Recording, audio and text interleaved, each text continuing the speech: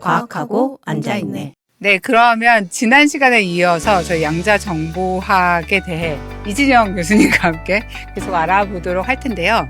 저희 일단 지난 시간에 과학하고 앉아있는 시간에서는 사실 노벨상에서 시작해서 양자정보학 개론까지 그리고 이 양자정보학이 어떻게 활용되는지까지 한 시간에 다 해보겠다라는 야심찬 계획으로 시작하였으나 결국은 양자역학과 해석에 대한 이야기만을 아주 조금 이해한 기분이 든 채로 이야기를 마치고 아쉽게 돌아서야 했는데요. 오늘은 이제 지난 시간에 이어서 양자정보기술과 우리는 이 기술을 이용해서 무엇을 할 수 있는가 대략 이런 얘기들을 해주시게 되겠죠? 네네. 네, 그렇습니다. 먼저 본격적인 얘기 시작하기 전에 지난 시간에 저희 방송을 보시고 질문들을 좀 많이 올려주셨어요. 몇 개 답변을 좀 해드리면 좋을 것 같은데 먼저 이런 질문이 있었습니다. 전자로 하는 이중순리 실험에서 간섭무늬가 나올 때 전자의 발사 간격도 영향을 주나요? 예를 들어 전자를 1초 간격으로 쏠 때랑 1년 간격으로 쏠 때 만들어지는 무늬는 같을까요? 다른가요? 네, 수식은 없어도 될 것 같고요. 기본적으로는 1초 간격으로 하든가 1년 간격으로 하든가 아니면 0.001초 간격으로 하든가 만들어지는 무늬는 생겨요. 그러니까 그 무늬가 같으냐는 별개의 문제지만 어찌되었든 간섭 무늬는 생기거든요. 그거는 지금 제가 말씀드리는 건 양자역학을 양자 이론 체계 내에서 그렇게 간섭 무늬가 생긴다, 비슷하게 생긴다는 거죠. 그 시간 간격과 상관이 있느냐 없느냐에 대한 문제는 사실은 전자는 전하를 띠고 있기 때문에 앞서 간 전자와 뒤따라가는 전자 간의 상호작용을, 그러니까 전기적인 상호작용을 일반적으로 할 수 있거든요. 그래서 멀리 떨어져 있으면 이제 거리에 따라서 그 힘이 전기력이 R제곱분의 1에 비례하니까 멀리 떨어지면 힘이 작아지고 가까이 붙어 있으면 힘이 커져서 전기력이 커져서 그거에 대한 효과가 있죠. 근데 제가 말씀드릴 때 그래서 얘네들이 가까이 있느냐 아니면 멀리 떨어졌느냐 연달아 쏘는데 그렇게 해서 생기는 간섭 무늬는 달라지죠. 간섭 무늬의 패턴이 완전히 똑같진 않아요. 위치가 조금 바뀐다든지 좀 벌어진다든지 하는 형태가 돼요. 근데 이렇게 하면 뭐가 문제냐면 전자에 의해서 양자 간섭인지 상호작용에 의한 효과인지 그걸 구분하기가 어려워지거든요. 그래서 양자 간섭인지를 검증하려고 한다면 그러면 전자를 쐈을 때 뒤따라 전자가 오지 않고 쏜 전자가 스크린에서 검출될 때까지 기다리는 일이 필요해요. 그렇게 함으로써 검증을 할 수 있거든요.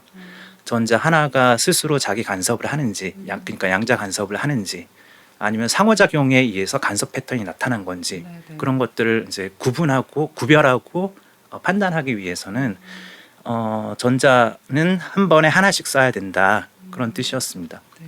그러면 여기서 말씀하신 것처럼 예를 1년 간격으로 쏘는 거는 크게 상관없다. 같은 패턴이 나타나게 된다. 네, 그렇죠. 전자를 쓰지 않고 광자를 쓰게 되면 어떻게 돼요? 광자를 쓰는 경우에도 마찬가지로 이제 둘의 상호작용은 없잖아요. 그렇죠. 둘의 상호작용은 없죠. 그래서 광자 같은 경우는 이제 자기 스스로 혹은 광자끼리 하는 상호작용은 없거든요. 그래서 이제 그런 의미에서 양자 간섭이 생겼을 때 이거는 자기 혼자가 하는 것처럼 결론 내리기 쉽죠. 그런데 고전 전자기학에 따르면 그런 거고 우리가 새로운 이제 물리 이론 체계가 생길지도 모르는 상황이라서 그거에 대한 걸 염두에 둔다면 여전히 광자도 한 번에 하나씩 하는 것이 필요해요. 한 번에 하나씩 하지 않았을 때 결과가 다르게 나오는 건 아니지만. 그렇죠. 근데 비슷한 실험을 중성자로 한 적이 있잖아요. 중성자는 전하가 없으니까. 네네. 중성자로도 똑같은 간섭 무늬가 나타났으니까. 맞습니다. 네. 네, 하나 정도만 질문을 더 볼까요? 이중순리 시험 결과를 가지고 전자가 입자이자 파동이라고 하는데 파동이라고 하는 것은 와전된 건가요? 이거에 대한 것은 간단한 대답은 이거예요. 그러니까 양자 간섭에 대한 것을 설명할 때 양자 이론이 옳다라는 가정 하에서 양자 이론이 맞다라는 가정 하에서 파동과 같은 간섭 파동으로 얘기하는 것은 맞다고 볼 수 있어요. 근데 저는 저라면 파동이란 말을 안 쓸 거예요. 그러니까 저는 파동이란 말을 쓰는 걸 싫어하는데 양자역학 텍스트북 이제 교과서 같은 데서도 파동 함수 뭐 이런 식으로 얘기를 하거든요. 근데 저는 이제 그거가 별로 좋지 않다고 생각하는 이유가 고전 파동하고 양자적인 지금 얘기하는 파동은 굳이 얘기하자면 양자 파동이거든요. 근데 고전 파동과 양자 파동이 혼재돼 가지고 헷갈리기가 쉽고 두 번째는 그렇게 파동이라고 얘기함으로써 간섭이 생길 것 같은데 그런 이제 직관을 주는 것이 과연 설명에 크게 도움이 되는지도 잘 모르겠어요. 그러면 파동 함수라는 말보다는 그냥 양자 함수 이런 말을 쓰는 게 더 나을지도 모르겠네요. 저 같은 경우는 이제 확률 진폭, 확률 진폭. 확률 진폭이라고 얘기를 그럼 하죠. 우리도 쓰는 말이니까. 그거는 이제 공식적으로 사용하는 말이니까 확률 진폭이라는 말이 훨씬 더 정확한 용어에 가깝거든요. 정확한 용어거든요, 사실은. 그래서 확률 진폭이라고 얘기하면 이제 더 좋겠다라는 얘기고요. 이제 질문 말씀하시는 질문에 대한 요지 중에 하나는 이런 간섭 현상이 양자 간섭 현상이 나타났을 때 그거를 설명하는 방법이 있느냐라는 질문에 대해서 앞서 양자역학이 옳다면 그렇다면 설명할 방법이 있다. 확률 진폭을 통해서 얘네들이 일종의 간섭을 하는 거다. 그러니까 가능성이 왼쪽 슬릿과 오른쪽 슬릿을 통과할 가능성이 공존하니까 그 공존하는 그 중첩 양자 중첩에 의해서 간섭 무늬를 설명할 수 있다라는 것은 그 양자 이론 체계 내에서는 할 수 있어요.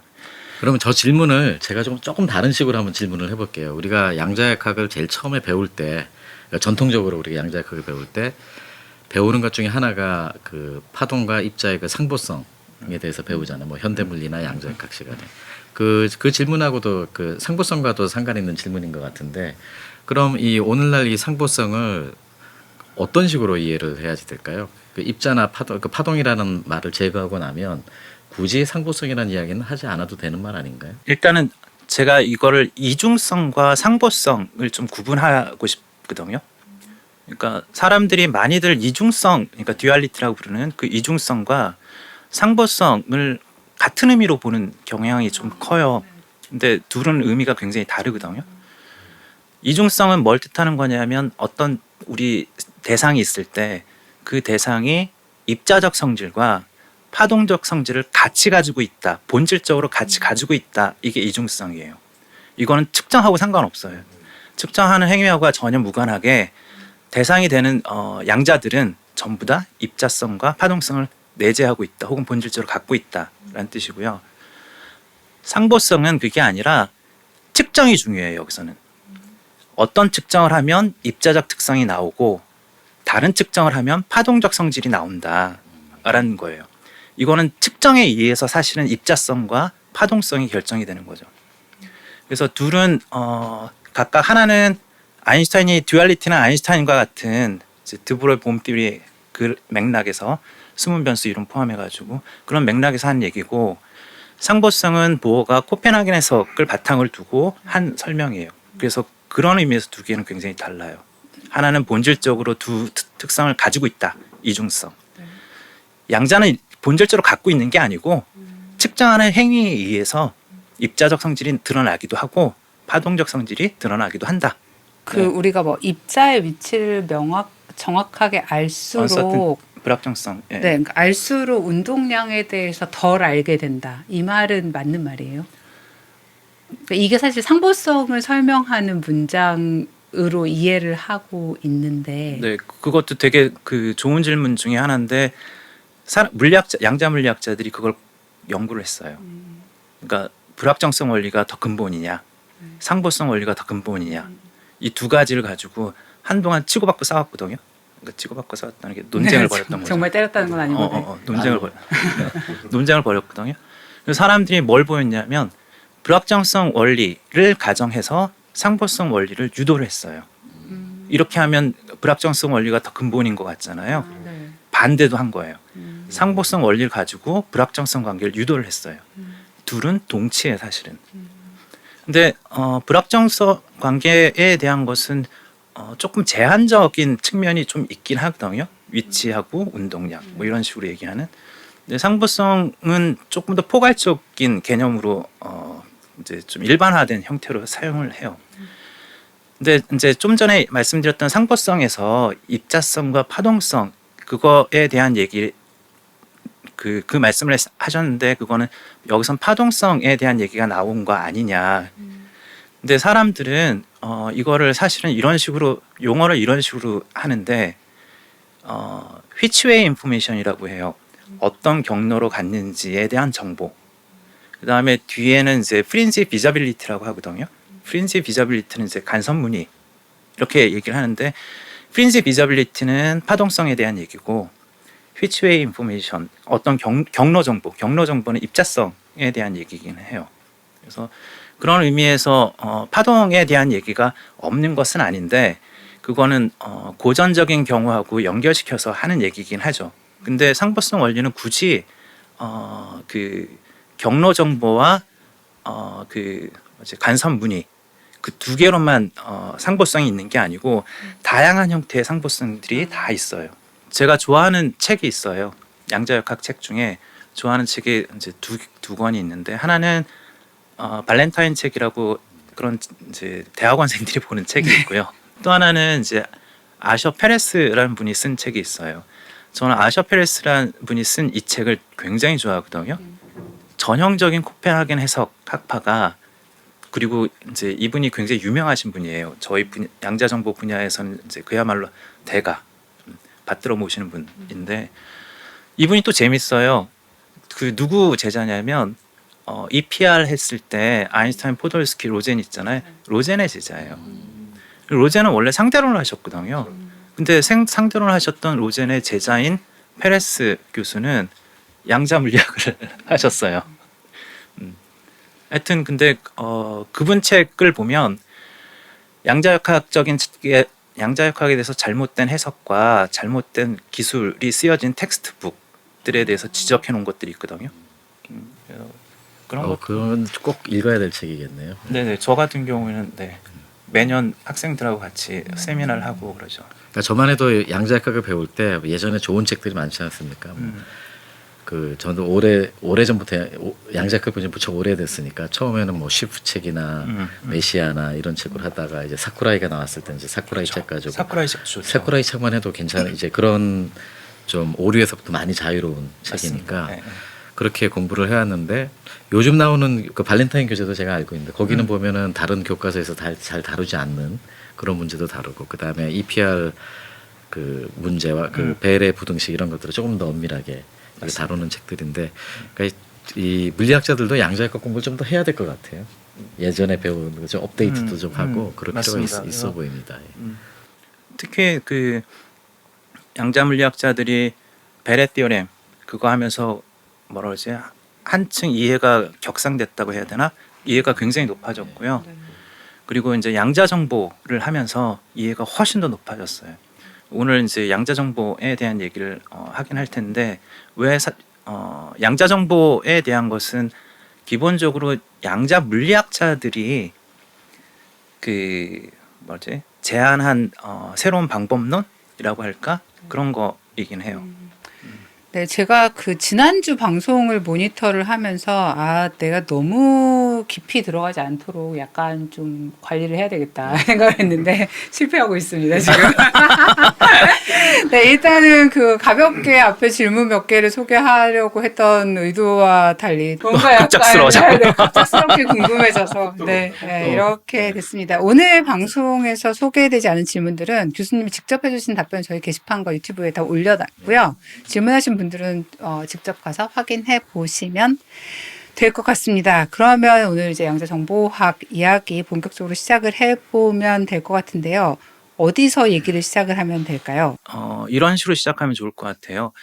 물리학에서 왜 정보학을 이렇게? 네. 그러니까 뭐 이제 양자 컴퓨터 뭐 응용 형태의 의미에서 이제 정보학을 보고 있는 건지 예를 들면 고전 전자기학 이론이 있고 그 전자기학 이론을 전자기학 그 체계를 우리가 응용을 해서 뭐 전자기기나 이런 걸로 응용을 하잖아요. 활용을 하고 하는데 그런 의미에서 이제 양자 정보학인지 그게 아니라 양자 물리학 체계 자체 내에서의 양자 정보학인지 이런 거는 조금 생각해 볼 필요가 있는 것 같아요. 근데 물리학에서 정보학을 왜 하느냐면 사실은 정보학이 일반적으로는 수학적인 체계처럼 느껴지잖아요. 좀 전에 말씀하신 것처럼 뭐 비트가 있고 뭐 불리한 엘지브라가 있고 뭐 이런 확률이 있어가지고 뭐 정보가 얼마고 이게 전부 다 수학적인 저거 통계와 관련된 수학적 얘기처럼 들리는데 근데 실제로 정보 처리를 구현하는 것은 항상 물리계를 써야 돼요. 물리적인 시스템 없이 정보 처리를 할 수가 없어요. 예를 들면 우리가 대화를 하잖아요. 그러면 제가 갖고 있는 지식을 이제 팀장님께 전달해 드리는데 이게 물리계가 관여해요. 제가 말을 해야 되니까 목청 그러니까 성대가 울리고 성대가 울리면 공기를 흔들고 그 공기를 흔드는 것 때문에 소리가 발생해서 그게 고막으로 들어오고 생체 신호 그러니까 뇌로 신호 전달이 이루어져요. 단열 팽창을 해야 되고 단열 팽창 같은 그래서 물리계가 관여가 되는 거죠. 정보를 저장하는 것도 마찬가지예요. 정보를 저장하는 것도 뭐 자기기억장, 그러니까 자성체 같은 걸 사용해야지 정보를 저장할 수 있는 거. 우리가 메모를 남겨도 종이 위에다 펜을 써가지고 남기잖아요. 생각해 보면 물리계를 사용하지 않은 적이 없어요. 모두 다 물리계를 쓰거든요. 그러니까 결국은 뭘 얘기하는 거냐면 정보학 자체는 추상적인 것처럼 보이긴 하는데 그거를 구현할 때는 물리계가 항상 관여가 되고 그러면 이제 이 정보 처리의 한계, 정보 처리의 능력, 성능을 결정하는 것은 물리 법칙이에요. 그래서 정보 처리와 물리 법칙은 떼놔야 떼놓을 수 없는 거죠. 근데 기본적으로 정보 처리는 우리가 이해할 수 있는 정보를 보내서 우리가 이해할 수 있는 정보를 듣는 거예요. 그 안에 어떤 물리계를 쓰느냐 그거는 이제 해당 물리계에 따라 다 다를 거고 해당 물리계가 충족하는 만족해야 되는 뒤따라야 하는 법칙에 의해서 이제 그 처리 성능이 달라질 거예요. 예를 들면 빛을 이용해서 우리가 정보 전달을 할 수도 있잖아요. 지금 여러분들한테는 이제 마이크로 전기 신호를 이렇게 가고 있는데 실전화 같은 걸 할 수도 있겠죠. 실전화를 통해 가지고 할 때는 속도가 이 실전화를 통한 이제 그 소리의 속도로 결정이 될 거고 마이크나 아니면 빛을 전자기파를 이용한다면 광속으로 빠르게 할 수 있는 거죠.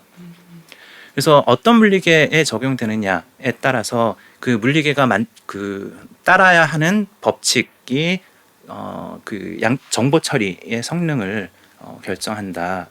제가 이 얘기를 왜 하는 거냐면 기본적으로 양자 정보학이라는 것과 고전 정보학은 똑같이 정보학이에요. 우리가 이해할 수 있는 언어를 쓰기 때문에 고전 정보고 우리가 이해할 수 있는 단어를 들어야 되니까 그것도 고전 정보를 들을 거예요. 근데 물리계를 사용할 때 양자 물리계를 쓰는 거 양자 물리계를 쓰면 걔네들은 양자 물리 법칙을 따라야 되겠죠. 고전 물리계를 쓰면 그러면 걔는 고전 물리 법칙을 따라야겠죠. 근데 두 물리 법칙은 우리가 여지껏 얘기한 것처럼 양자 물리 법칙과 고전 물리 법칙은 엄청나게 다르잖아요. 굉장히 다르거든요. 그에 따라서 정보 처리에 대한 성능도 엄청나게 달라질 수 있는 거죠.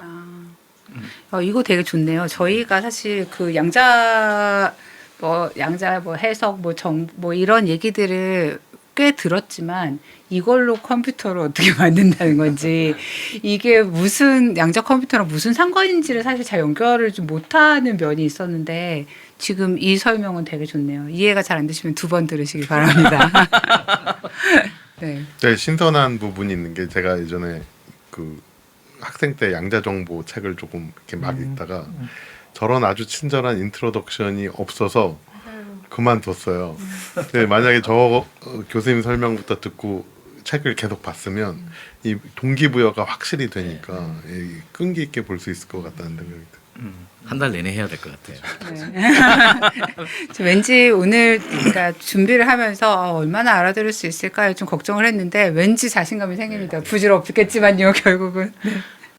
그리고 지금 제가 이제 말씀드린 것은 양자 정보학이 무엇인지 그거에 대한 것을 말씀을 드렸고요. 그게 사실은 양자 정보학이란 양자 물리학과 정보학이 접목된 거다. 고전 정보학, 그러니까 양자가 아닌 건 저희는 다 고전이라고 부르잖아요. 네.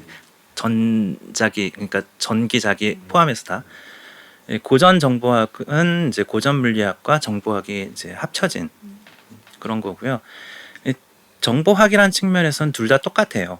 근데 단지 사용되는, 그러니까 궁극적으로 처리되는 그런 물리계를 사용해서 처리를 해야만 하기 때문에 그거에 의해서 이제 양자물리 법칙과 고전물리 법칙이 처리 성능, 근본 성능을 결정하게 된다. 그런 의미에서 롤프 란다웨르라는 분이 계세요. 란다웨르라는 분이 뭐라고까지 얘기했냐면 정보는 물리적이다. 그런 말씀을 하셨어요. 근데 저거에 반대되는 말씀을 존 휠러라는 분이 또 하셨어요. 그분 뭐라고 했냐면 physics is bit라고 했어요. 그러니까 정보 처리에서 1비트, 2비트 할 때 그 비트. 그렇게 얘기를 하셨는데 물리학은 어찌 되었든 간에 인간이 논리적으로 자연을 이해하고자 하는 활동을 이제 혹은 그 체계를 물리학이라고 할 수 있거든요. 그러면 결국 논리적이어야 되는 거잖아요. 그 논리적인 거에 그치는 수학이겠죠. 그 수학의 그 논리와 관련된 게 최소 단위는 비트니까 그런 의미에서 이제 물리는 비트다. 그렇습니다. 요거 관련해 가지고는 제가 한 가지 더 말씀드리고 싶은 것은 양자 컴퓨터를 왜 만들게 됐는지에 대한 얘기를 좀 하면 좋을 것 같아요. 두 가지 측면이 있는데 하나는 이제 고전적인 컴퓨터, 전자 컴퓨터 만드는 분들이 심각하게 고민했던 70년대 심각하게 고민했던 게 뭐냐면 열 발생에 대한 문제예요. 열. 컴퓨터 보면 열 막 나잖아요. 스마트폰도 오래 쓰면 열 나고 막 하잖아요. 이 열의 발생에 대한 문제 때문에 어떻게 하면 열 발생을 줄일 수 있을까를 고민을 되게 많이 했어요. 근데 이 사람들이 결국은 뭘 알아냈냐면 그러니까 기존에 있던 전자 컴퓨터, 고전 컴퓨터가 열을 발생하는 이유는 비가역 연산을 하기 때문이다라는 거예요. 뭐냐면 가역은 되돌릴 수 있다라는 뜻이잖아요. 비가역은 되돌릴 수 없다라는 뜻인데 대표적인 게 엔드 게이트예요. 엔드 게이트는 두 개의 입력을 받고 하나의 출력을 내놓거든요. 여기서 두 개의 입력이라는 거 하나하나가 이제 비트를 얘기하는 거고, 그래서 비트가 0 또는 1이 될 수 있고 다른 비트가 또 0 또는 1이 될 수 있고, 그러면 이제 두 개의 비트를 받아서 출력으로 한 개의 비트를 내놔요. 그래서 만약에 00이다 그러면 0을 이제 그 거짓이라고 하고 1을 이제 참이라고 그렇게 하면 11이 될 때만 출력으로 1을 내놓고 이제 01 또는 10 또는 00 이런 경우에는 0을 내놓는. 그래서 우리가 이제 방금 얘기한 거에서 금방 알 수 있다시피 출력이 1이면 인풋이 뭔지는 알 수 있죠. 1과 1이어야지만 1이 나올 수 있으니까. 근데 0이면 그럼 입력이 뭐였는지 알 수가 없죠. 10일 수도 있고 01일 수도 있고 00일 수도 있고. 그러면 정보가 손상을 입는 거예요. 정보가 이제 뭐라고 그러지? 정보가 사라지는 손실이 일어나게 되는 거죠. 그래서 거꾸로 돌리는 게 안 돼요. 그러면 이제 비가역이라는 거잖아요. 이 비가역인 거는 수학적인 걸까 물리적인 걸까? 가 이제 질문이었던 거고, 앞서도 말씀드린 것처럼 실제로는 얘네들 구현하는 것은 물리적인 시스템 위에다 하는 거라서 얘네들 전부 다 물리적인 거예요. 그러면 이런 비가역이 생긴다라는 건 정보의 손실이 생기는데, 이 정보의 손실은 에너지의 유실을 의미하는 거고, 우리가 에너지를 유입을 해줘야 되는 문제가 생겨요. 그러면 이제 소위 엔트로피가 계속 증가를 하는 거예요. 그러면 우리가 컴퓨터가 발열을 하는 게 그 그런 비가역 연산을 하기 때문인가요? 네. 근데 비슷한 되게 게 희한하네요. 블랙홀 참. 물리학에서도 비슷한 일이 일어나는데 사실은 물질을 막 빨아들이잖아요, 블랙홀이. 근데 얘가 가지고 있는 물리량은 질량, 앵귤러 모멘텀, 네네네. 전하 세 가지밖에 없어요. 다 그걸로 귀결이 되고 그 외에 다른 정보들은 없어지는 거예요. 근데 이걸 되돌릴 수가 없어요. 다른 정보가 뭐가 와서 얘를 만들었는지. 결국 엔트로피 증가. 그렇죠. 그래서 얘도 인트로피가 증가하고 얘가 연력학을 할 수 있는 이유도 거기서 나오고 블랙홀 연력학. 그러니까 유사성이 있죠. 그래서 블랙홀 물리하시는 분들이 최근에 정보 이론도 많이 공부하고 결국 그럼 정보 이론은 통계역학이네요. 그렇죠. 그렇게 볼 수 있겠네요. 네. 그래서 이제 지금 이제 정보학에서는 엔트로피가 있어요. 정보학 그 자체에도 엔트로피가 있거든요. 그거 가지고 정보의 양을 규정하는 네. 그건 그 엔트로피는 샤논 엔트로피라고 불러요. 샤논이라는 사람이 이제 제창한 엔트로피, 정의한 엔트로피인데, 근데 물리학에서도 엔트로피가 있잖아요. 볼츠만 엔트로피라는 게 있고, 볼츠만 엔트로피를 조금 일반화하면 그러면 깁스 엔트로피라고 부르는 엔트로피가 있어요. 그건 약간 일반화한 거고, 어쨌거나 물리학에서도 깁스 엔트로피라는 거, 엔트로피를 쓴다는 거죠. 두 개의 꼴이 똑같아요. 하나만 빼고. 물리학에서는 볼츠만 상수가 붙고 이제 KB라는 볼츠만 상수가 붙고 그 정보학에서는 볼츠만 상수가 없고 그렇지만 이제 볼츠만 상수는 이제 상수니까 넣느냐 빼느냐는 큰 문제가 아니잖아요. 핵심은 아니잖아요. 디멘전 차원에 대한 문제는 생기겠지만 하여튼 두 개의 형태가 똑같아요.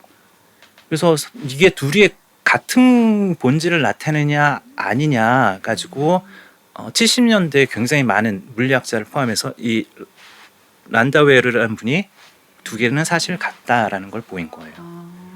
물리적인 엔트로피나 수학에서 얘기하는 엔트로피나 사실은 본질적으로 같다. 그럼 정보는 물리학적이다.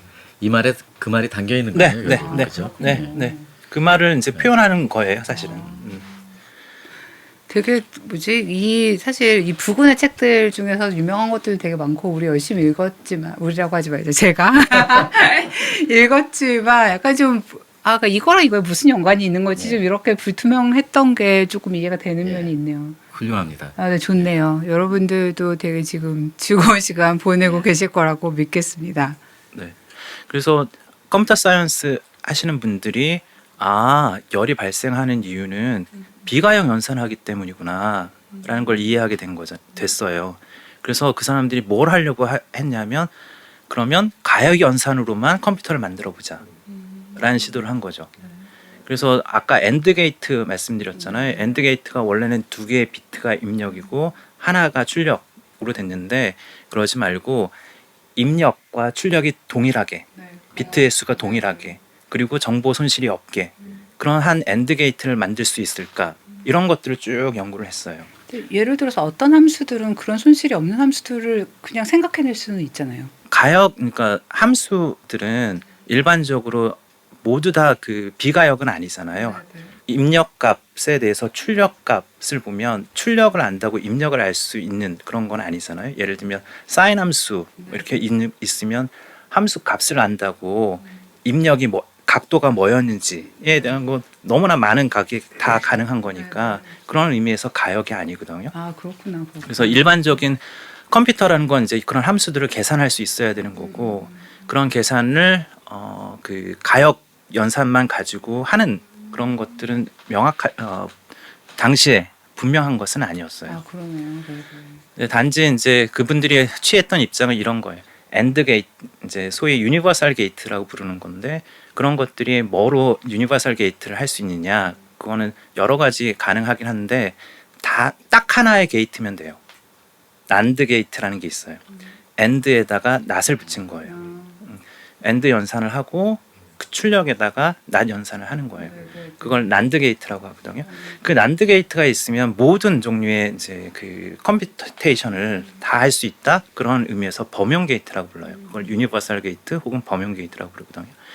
그래서 초기에 그 컴퓨터 사이언스 하시는 분들이 뭘 했냐면 어떻게 하면 난드 게이트를 가역 게이트로 그 재현할 수 있을지 그런 것들에 대한 연구를 했어요. 그 중에 이제 뭐 대표적인 게 토플리게이트 뭐 이런 것들이 그런 것들이 가능하다라는 것들을 이제 보인 거죠.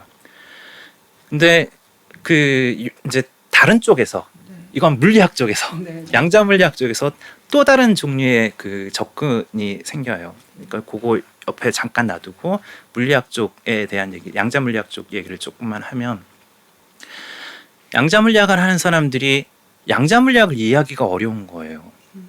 왜 이해하기가 어려울까? 이해하기 어려운 이유는 경험이 부족하기 때문이에요. 지금 살고 있는 세계에서 공을 이렇게 던지면 그러면 뉴턴 역학을 몰라도 얘가 어떻게 그 운동할지는 알잖아요. 그게 포물선 운동이라고 부르면 나중에 그 포물선 운동이구나 하지. 용어는 이제 그 다음에 정해지면 얼마인지 할 수 있는 거잖아요. 그렇구나 할 수 있죠. 그렇구나 할 수 있는 거잖아요. 근데 그건 전부 다 일상적으로 경험을 하기 때문이거든요. 경험하니까 이렇게 돼. 그래, 뭐 그렇지. 이런 식으로 받아들일 수 있는 거고. 그렇죠. 외야수가 꼭 그 뉴턴의 법칙을 몰라도 되잖아요. 그렇죠. 잘 봤잖아요. 그렇죠. 잘 봤잖아요. 네. 몰라 계산하고 있는지도 모르겠는데 잘 봤잖아요. 잠깐만.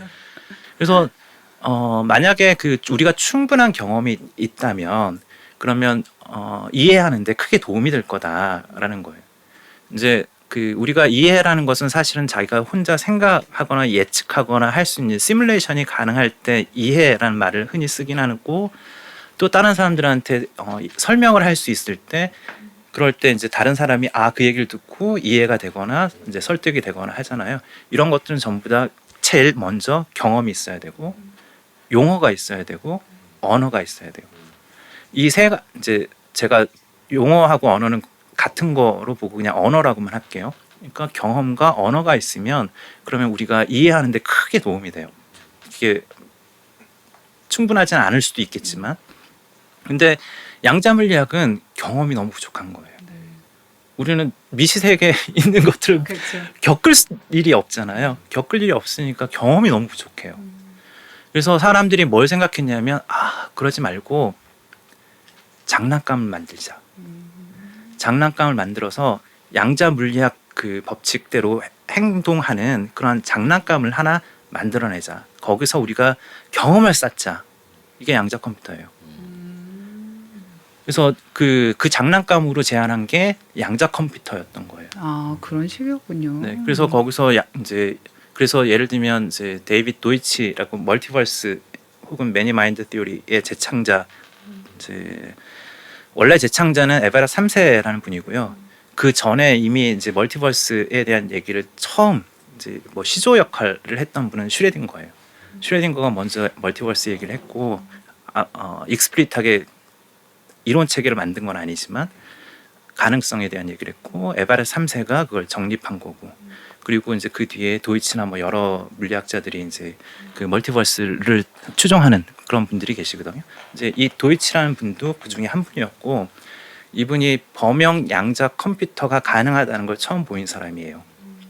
물론 이제 양자 컴퓨터에 대한 얘기는 제가 조금 있으면 히스토리에 대한 얘기를 조금만 말씀드리긴 할 텐데 근데 이 도이치라는 분이 양자 컴퓨터에 대해서는 거대한 족적을 남기신 그런 분인데 그분은 양자 컴퓨터가 가능하다는 게 무슨 뜻이냐 멀티버스가 실제한다라는 걸 뜻한다라는 얘기까지 하실 정도예요. 뭐 저는 그렇게 생각 안 하지만 그 맞는 말은 아니잖아요. 결국 여기도 해석의 문제가 그쵸, 들어가는 거죠. 맞아요. 그리고 어떤 식으로 연결되는지 쉬운 얘기만 간단하게 설명해 주실 수 있으세요? 그러니까 양자 컴퓨터 이제 그분이 이제 소위 도이치 알고리즘이라는 이제 그 양자 알고리즘은 처음 제안하신 분이거든요. 근데 그분이 고전적으로는 예를 들어 뭐 계산을 할 때 2번 해야 되는 거를 양자 컴퓨터는 한 번만 하면 되거든요. 그래서 계산하는 속도가 확 늘어난 거예요. 2배 빨라진 거죠. 근데 그거는 이분 말에 따르면 그러니까 결과적으로 우리는 알죠. 양자 간섭 때문이라는 건 아는데 이분 얘기는 양자 컴퓨터가 둘로 갈라졌다가 2개의 우주로 갈라졌다가 걔네들이 상호작용 그러니까 간섭을 하면서 계산이 빨라진 요걸 확인하면 그러면 멀티버스라는 거를 그 증명하는 거라는 식으로 말씀하셨어요. 못마땅하긴 한데 저는 결국 그건 해석의 문제예요. 맞아요. 네. 근데 이 양자 컴퓨터는 가역 컴퓨터거든요. 네.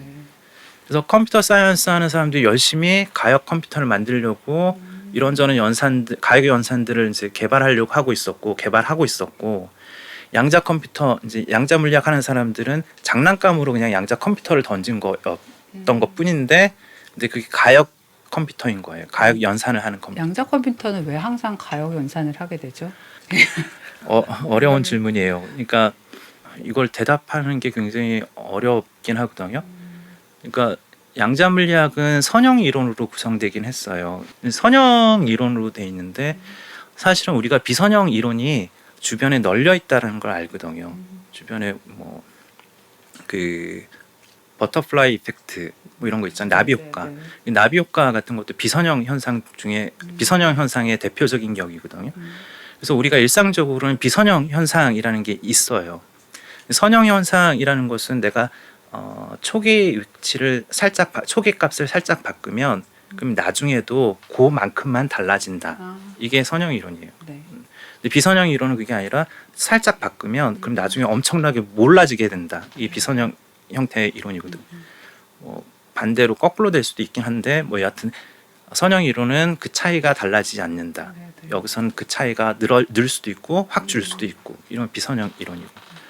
그래서 양자 물리학이 좀 보편적인 이론이라고 한다면 그러면 선형 이론이 아닌 비선형 이론도 포함할 수 있는 여지가 있어야 되지 않을까라는 생각을 할 수 있거든요. 네. 근데 사실은 비선형 이론들은 다 실패를 했어요. 양자 이론으로 이제 선형 말고 소위 이제 퀀텀 케이오스 뭐 이런 것들도 사람들이 많이들 했거든요. 근데 그 퀀텀 케이오스 같은 게 제가 전문 분야가 아니기 때문에 그거에서 함부로 얘기했다가 이제 얻어 맞을 수 있을 텐데 네, 조심해야 되는데 근데 제가 아는 한도 내에서는 퀀텀 케이오스라는 것은 없는 것으로 알아요. 예, 좀 그 고전적인 비선형성에 대한 효과가 나타나는 그런 거는 있지만 정말로 이제 비선형 양자 이론 자체에 의한 효과는 발견된 적이 없는 것으로 저는 알고 있거든요. 근데 그게 만약 가능하면 어떤 일이 벌어지냐면 지금까지 우리가 알고 있는 게 다 틀리게 돼요. 제일 먼저 초광속 정보 전달이 가능해져요. 비선형 양자 이론이 맞다면 그런 게 있다면 그 다음에 우리가 그 이제 복제를 못 한다고 하잖아요. 모르는 양자 상태는 복제를 못 하거든요. 그걸 복제 불가 정리라고 부르는데 복제 불가 이론이 틀린 게 돼요. 복제를 할 수 있게 되는 거죠. 그리고 이제 그 우리가 벨 티어렘 뭐 얘기한 거 있었잖아요. 그 벨 티어렘에 대한 것도 다 틀리게 돼요. 그리고 또 다른 종류의 저기가 우리가 모르는 양자 상태는 복제를 못하지만 지우지도 못해요. 모르는 양자 상태는 지울 수가 없어요. 삭제도 못하는 거예요. 그걸 삭제 불가 이론 뭐 이런 정도 할 수 있으려나? 네. 네. 우리나라 말로는 네 그런 것들이 지금까지 알고 있는 그런 것들이 다 깨지게 되는데, 근데 아직까지는 그게 깨진다라는 그러한 실험적인 보고나 결과는 아직은 없어요. 우리가 그 확률을 생각하면 사건이 두 개의 사건이 생긴다고 해요. 0이라는 사건, 엄지손가락 사건과 검지손가락 사건. 그러면 두 개의 확률을 합하면 1이 돼야 되죠. 그러면 이제 우리가 여기다가 연산을 해요. 뭔가 연산을 해서 뒤에 이제 또 그 두 가지 사건이 생길 거거든요. 새끼손가락 사건과 얘는 뭐지? 약지손가락 사건 이렇게 생긴다고 치죠. 그럼 얘 두 사건에 대한 확률섬도 1이어야 되죠. 그거를 양자 그 진폭 이론으로 하면 그러면 요 두 사건에 대한 확률들을 구해서 1이어야 되고 그 다음에 연산을 한 다음에 새끼손가락과 약지손가락 사건에 대한 확률이 1이라는 조건을 요구하면 그게 유니트리, 그러니까 가역 연산이어야 돼요. 그러니까 지금 뭐 인풋과 아웃풋에 대한 확률 합이 항상 1이어야 된다는 그 조건을 그 요구하면 그러면 얘네들은 가역 연산이 돼야 돼요. 그 말씀은 여기서 그 결과를 가지고 처음으로 그렇죠. 다시 되돌아갈 수 있다는 얘기잖아요. 네. 그렇죠? 네. 네. 양자역학적으로. 네, 네. 정확하게 그 네. 말씀이십니다. 네. 근데 그럼 질문이 하나 있는 게 네. 조금 전에 왜 비가역적인 걸 그 가역적인 연산으로 바꾸려고 고전 정보학에서 얘를 쓴다 그랬잖아요. 네네. 근데 그거 원천적으로 불가능한 거 아니에요? 왜요? 마치 연력학에서처럼 연력학에서 비가역 과정은 죽었다 깨나도 가역 과정으로 바꿀 수가 없잖아요. 그러니까 연력학에서도 가역적인 과정들은 일어날 수 있는 거죠. 예. 궁극적으로 엔트로피는 항상 증가한다라는 말의 의미가 엔트로피가 같거나 커야 된다라는 뜻이지 무조건 커야만 된다라는 뜻은 아니잖아요. 그래서 엔트로피가 유지가 되는 그런 형태의 연산은 연력학에서도 가능한 거고요. 이제 양자에서도 가능한 거고. 그래서 이제 제 질문은 이게 처음부터 비가역적이면 그러니까 연력학에서도 비가역적인 거를 걔를 가역적인 것으로 만들 수는 없잖아요. 예를 들면 맞죠. 그 수조에 파란 잉크를 한 방울 떨어뜨린다거나 우유를 엎지른다거나. 그래서 그런 네. 과정이 있는가를 새로 설계해 보자가 아마 고전 컴퓨터 하는 사람들의 그래서 좀 전에 말씀하신 예. 좀 전에 말씀하신 것처럼 양자 그 기존에 있었던 비가역 컴퓨터에서는 사실은 어떻게 하고 있는 거냐면 외부에서 힘을 가해요. 힘을 가해서 그러니까 제가 비유를 하나 들면 이런 거거든요. 제가 좋아하는 비유긴 한데 여기 펜듈럼이 뭐지? 진자가 있어요. 진자가 있는데 얘가 저한테 오른쪽에 있잖아요. 그럼 이 상태는 0. 왼쪽에 있으면 이 상태는 1이라고 단일 비트를 이렇게 표현을 할게요. 네. 자, 그러면 얘가 오른쪽에 있을 때 0이잖아요. 얘를 1로 만들고 싶어. 그럼 어떻게 하면 되냐면 그냥 손을 놓으면 얘가 이래서 가겠죠. 그리고 거기를 붙잡아요. 올라올 때 붙잡으면 1이 되죠. 근데 얘네들을 그냥 자기 그 자체의 그 내추럴 자연 진동수를 갖고 움직이게 하면 시간이 좀 걸리겠죠. 근데 이걸 강제로 할 수도 있잖아요. 힘을 가해가지고 이쪽으로 이동하고 또 반대로 가게 해가지고 잡고 이러면은 얘가 원래는 더 많이 올라갈 수 있는 걸 잡음으로써 에너지 소비가 생기게 되겠죠. 에너지를 가해고 빠져나가고 하는 일들이 계속 생길 거 아니에요. 이게 비가역적인 방식으로 하는 거예요. 그리고 그게 아니라 얘를 그냥 내추럴 프리퀀시에 자연 진동수에 맞게끔 그냥 내버려 두서 이동하면 잡고 그런데 이 경우에는 시간이 좀 걸리겠죠. 자연 진동수에 해당하는 주기의 시간만큼이 걸리거든요. 그래서 연산 속도는 느려요. 기본적인 연산 속도는. 근데 강제 진동을 하면 그러면 연산 속도는 빠르죠. 대신 에너지를 소비가 돼서 비가역적이 되는 거고. 그래서 지금 이제 방금 얘기한 이 물리적 구현의 가역 연산에 대한 물리적 구현은 제가 말씀드린 거하고 유사하게 그렇게 하면 돼요. 다른 식으로 비유를 하면 아까 게이트 말씀하셨는데 그 게이트에 연산을 하고 답만 내는 경우라면은 사실은 저장 공간이 많이 필요 없어요. 인풋과 아웃풋만 있으면 되는데 이 모든 어떤 연산인지 과정을 다 기록을 해놔야지 사실은 가역으로 갈 수 있잖아요. 그걸 다 모든 걸 포함하게 하면 답은 알 수 있지만 너무 많은 기억 장치. 저게 필요한 거죠. 예, 그러니까 삭제하면 안 되니까. 그렇죠. 그러니까 이게 뭔가 하나를 얻으면 하나를 잃는 게 항상 생기는 문제가 있는 거죠. 컴퓨터 사이언스 하시는 분들은 가역 컴퓨터를 개발하려고 하고 양자 물리학 하시는 분들은 양자 물리학을 잘 이해해 보고자 장난감으로 양자 컴퓨터를 제안했고 근데 그 양자 컴퓨터가 가역 컴퓨터네. 그래서 이게 같이 합쳐진 거예요. 그게 이제 양자 정보학 혹은 양자 컴퓨터에 대한 역사적인 이유가 이제 그렇게 해서 양자 컴퓨터의 개념에 대해서 사람들이 생각을 하기 시작을 했고 근데 이게 사실은 좀 저도 이제 처음에 이 정보 쪽의 양자 컴퓨터 얘기를 들으면서 이게 편견일 수도 있는데 이게 일반인들도 사실은 양자 컴퓨터 하면 우리가 지금 쓰는 컴퓨터를 생각하거든요. 근데 사실은 기본적으로는 연산인 거죠. 가역 연산이냐 비가역 연산을 처음에 생각한 걸 그냥 컴퓨터라고 부르고 시작한 건데 지금은 생각은 뭐냐면 야 이걸로 그러면 뭐 숙제도 할 수 있어, 게임도 할 수 있어 이런 생각까지. 근데 뭐 미래에는 그럴 수 있을 텐데 근데 지금은 그렇게 받아들이지 않거든요. 지금 우리가 하고 있는 얘기의 수준은 그냥 연산의 수준에서 컴퓨터라고 불렀던 건데, 그러니까 물리학자들이 양자 컴퓨터라고 토이 장난감을 생각한 거는 그냥 그런 연산 체계를 한번 생각해 보자인 것 같은데 지금은 이게 이제 사람들이 약간 혼동을 하기 시작해요. 이걸 진짜 컴퓨터와 양자 컴퓨터는 진짜 컴퓨터와 같은 그런 성능을 내야 돼. 그래서 조금 뭔가 지금 뭔가 뉴스에서 뭘 계산할 수 있어. 그럼 되게 실망하거든요. 마치 그 멋들어진 천문대에서 본 사진을 보던 걸 생각을 하고 자기가 망원경을 사서 별을 봤을 때 점으로 보였을 때 그 허무함을 느끼는 것처럼. 예, 그러니까 이게 사실은 용어에서 오는 사람들의 어떤 편견? 약간 그렇게 현재는 있지 않나 그런 생각도 좀 들더라고요. 그러니까 기존에 있는 전자 컴퓨터, 고전 컴퓨터도 범용 컴퓨터예요. 그래서 이제 우리가 무슨 아까 게임도 하고 뭐 이제 그 등등등 말씀하셨던 그런 게 가능하고 양자 컴퓨터도 궁극적으로는 범용 그렇죠. 컴퓨터예요. 그렇죠.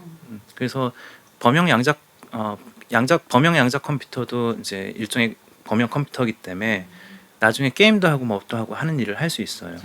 양자 컴퓨터도 그 모니터도 있고 키보드도 있고 마우스도 있고 다 있는 건가요? 그러니까 지금은 없긴 하지만 네, 네. 언젠가는 아니요, 제 말은 그게 아니라 이제 그 두 경우 모두 범용 양자 컴퓨터란 얘기를 말씀드리는 건데 예를 들면 고전 컴퓨터 가지고 고전 범용 양자 고전 범용 컴퓨터. 그 범용 컴퓨터 네. 가지고 범용 양자 컴퓨터를 흉내내는 게 가능해요. 네.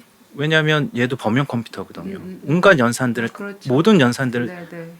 양자 물리학에 사용하는 이제 논리적인 수학적인 체계에 대한 것을 고전 범용 컴퓨터도 얼마든지 계산할 수 있어요. 또 반대로 범용 양자 컴퓨터가 고전 범용 컴퓨터가 하는 일들을 모두 다 할 수 있어요. 그래서 둘은 서로 동등하다고 해야 되나? 컴패터블. 그런데 차이가 있는데 어떤 차이가 있냐면 연산 속도의 차이가 있어요. 정확하게 얘기하면 연산하는 횟수에 대한 차이가 생기거든요.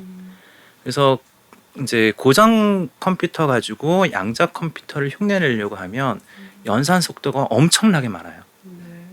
그래서 오래 걸려요. 그러니까 못하는 건 원리적으로 못하는 건 아니지만 실질적으로는 못하는 거죠. 하도 오래 걸려서. 그게 아까 박사님이 말씀하신 모든 그러니까 가역적인 연산이 되기 위한 모든 과정을 다 기록하고 가지고 있어야 되기 때문에 생기는 일인 초당 건가요? 플롭스라고 하죠. 네, 네. 그거의 이제 그 오더 자체가 달라지는 거죠. 자릿수 자체가. 그러니까 원칙적으로는 양립 가능하나 그 실질적으로는 경제적이지 그렇지 않다. 않다. 원리적으로는 네, 그렇지만 원리적으로는 양립 네. 가능하나 그렇지 않다. 네, 네. 그거는 이제 이거에 대한 건 파인만이 양자 컴퓨터를 왜 생각했느냐에 대한 얘기를 조금 하면 좋을 것 같아요. 파인만이 양자 컴퓨터를 생각한 이유는 그 파인만은 이제 물리학자이니까 물질에 대한 계산, 물질의 특성 이런 것들을 파악하고 싶고 그 특성들을 계산을 하고 싶어요. 근데 계산이 손으로 계산하는 게 어려운 경우가 많잖아요. 많으니까 컴퓨터를 쓴단 말이죠. 파인만은 전형적으로 컴퓨터를 굉장히 잘 쓰는 사람이었어요. 그래서 이제 수치 해석이라는 그런 형태로 이제 계산들을 로스알라무스에서 하고 이런 일들을 했거든요. 근데 양자 물리학 계산에 대한 걸 컴퓨터 가지고 기존에 있었던 컴퓨터 가지고 계산을 하려고 하니까 너무 오래 걸리는 거예요. 이게 왜 오래 걸리지? 얘네들을 얼마나 오래 걸리는지 한번 따져 보니까 이건 못 푸는 거야. 궁극적으로는. 그래서 이 사람이 뭘 생각하냐면 양자 물리적인 특성을 보려면 양자 컴퓨터가 있어야겠구나 라는 생각을 하게 된 거죠. 그래서 그 사람은 양자 시뮬레이션이라고 혹은 양자 시뮬레이터라고 부르는데 양자 컴퓨터의 어떤 양자 게이트들이 범용 게이트가 됐는지는 파인만이 얘기했을 때보다 훨씬 후대에 발견이 돼요. 그래서 파인만이 82년도쯤에 이제 요 양자 컴퓨터 혹은 양자 시뮬레이터에 대한 얘기를 했고 그 시기에 또 다른 분이 양자 컴퓨터라는 개념이 필요할 것 같다라는 얘기를 또 다른 분이 했거든요. 그 사람은 그렇게 유명하지 않으니까 묻히긴 했는데 하여튼 저도 잘 기억 못하는데 근데 그 뒤에 86년도쯤에 도이치라는 분이 소위 처치 튜링 thesis,라고 그래요. 그러니까 그거는 철치라는 사람과 튜링이라는 사람이 범용 컴퓨터에 대한 얘기를 말한 거거든요. 그래서 우리가 알고 있는 그 온갖 종류의 함수들, 우리가 지금 현재 컴퓨터로 할 수 있는 그런 것들에 대한 거를 이 철치 튜링 머신 가지고 할 수 있다. 이런 걸 이제 철치 튜링 thesis라고 하는데 증명이 안 됐기 때문에 thesis라고 그래요. 네, 그럴 것 같다. 근데 그거를 양자 버전으로 이제 퀀텀도 온갖 종류의 계산을 다 할 수 있다를 처음 얘기한 사람이 도이치라는 그분이에요. 그럼 도이치도 파이만에게 영감을 받았을 수는 있겠네요. 그럴 수도 있죠. 그러니까 혹은 서로 영향을 줬을 수도 있었을 거예요. 그러니까 도이치는 뭐 86년에만 그 얘기를 한 게 아니고 그 전에도 이제 그랬기 때문에 아이디어 자체는 누가 처음 내놨는지는 잘 모르겠어요. 영의 더블 슬릿 실험에 대한 얘기를 했었잖아요. 네. 제가 요거까지 적어도 양자 상태에 대한 것까지는 한번 보여드리는 것도 괜찮을 것 같아요. 영의 더블 슬릿 실험에서 이제 양자 간섭을 하면 그러면 이제 그 슬릿 뒤에 스크린을 보면 왼쪽에는 이제 고전적인 경우에는 저렇게 줄무늬가 2개가 생기고 양자 간섭 혹은 양자 중첩이 있는 경우에는 줄무늬가 5개가 생기고 그래서 기존의 고전적인 그러니까 고전 입자들이 갖고 있는 양자 간섭을 안 하는 그러한 줄무늬 2개 이외에 추가로 가운데 그리고 양 끝에 지금 현재는 그렇게 그려져 있어요. 더 많이 생길 수도 있는 거고 이제 간격이 좀 달라질 수도 있긴 한데 이제 저렇게 간섭 무늬를 본다라는 거 생각하시면 좋겠고요. 그리고 저게 이제 그 양자 중첩으로 인해서 생기는 거죠. 저거에 대해서 양자 중첩은 지금 왼쪽 슬릿을 통과할 가능성 그리고 오른쪽 슬릿을 통과할 가능성이 공존하기 때문에 생기는 현상이잖아요. 저 양자 상태를 저렇게 써요. 왼쪽에 있는 것처럼.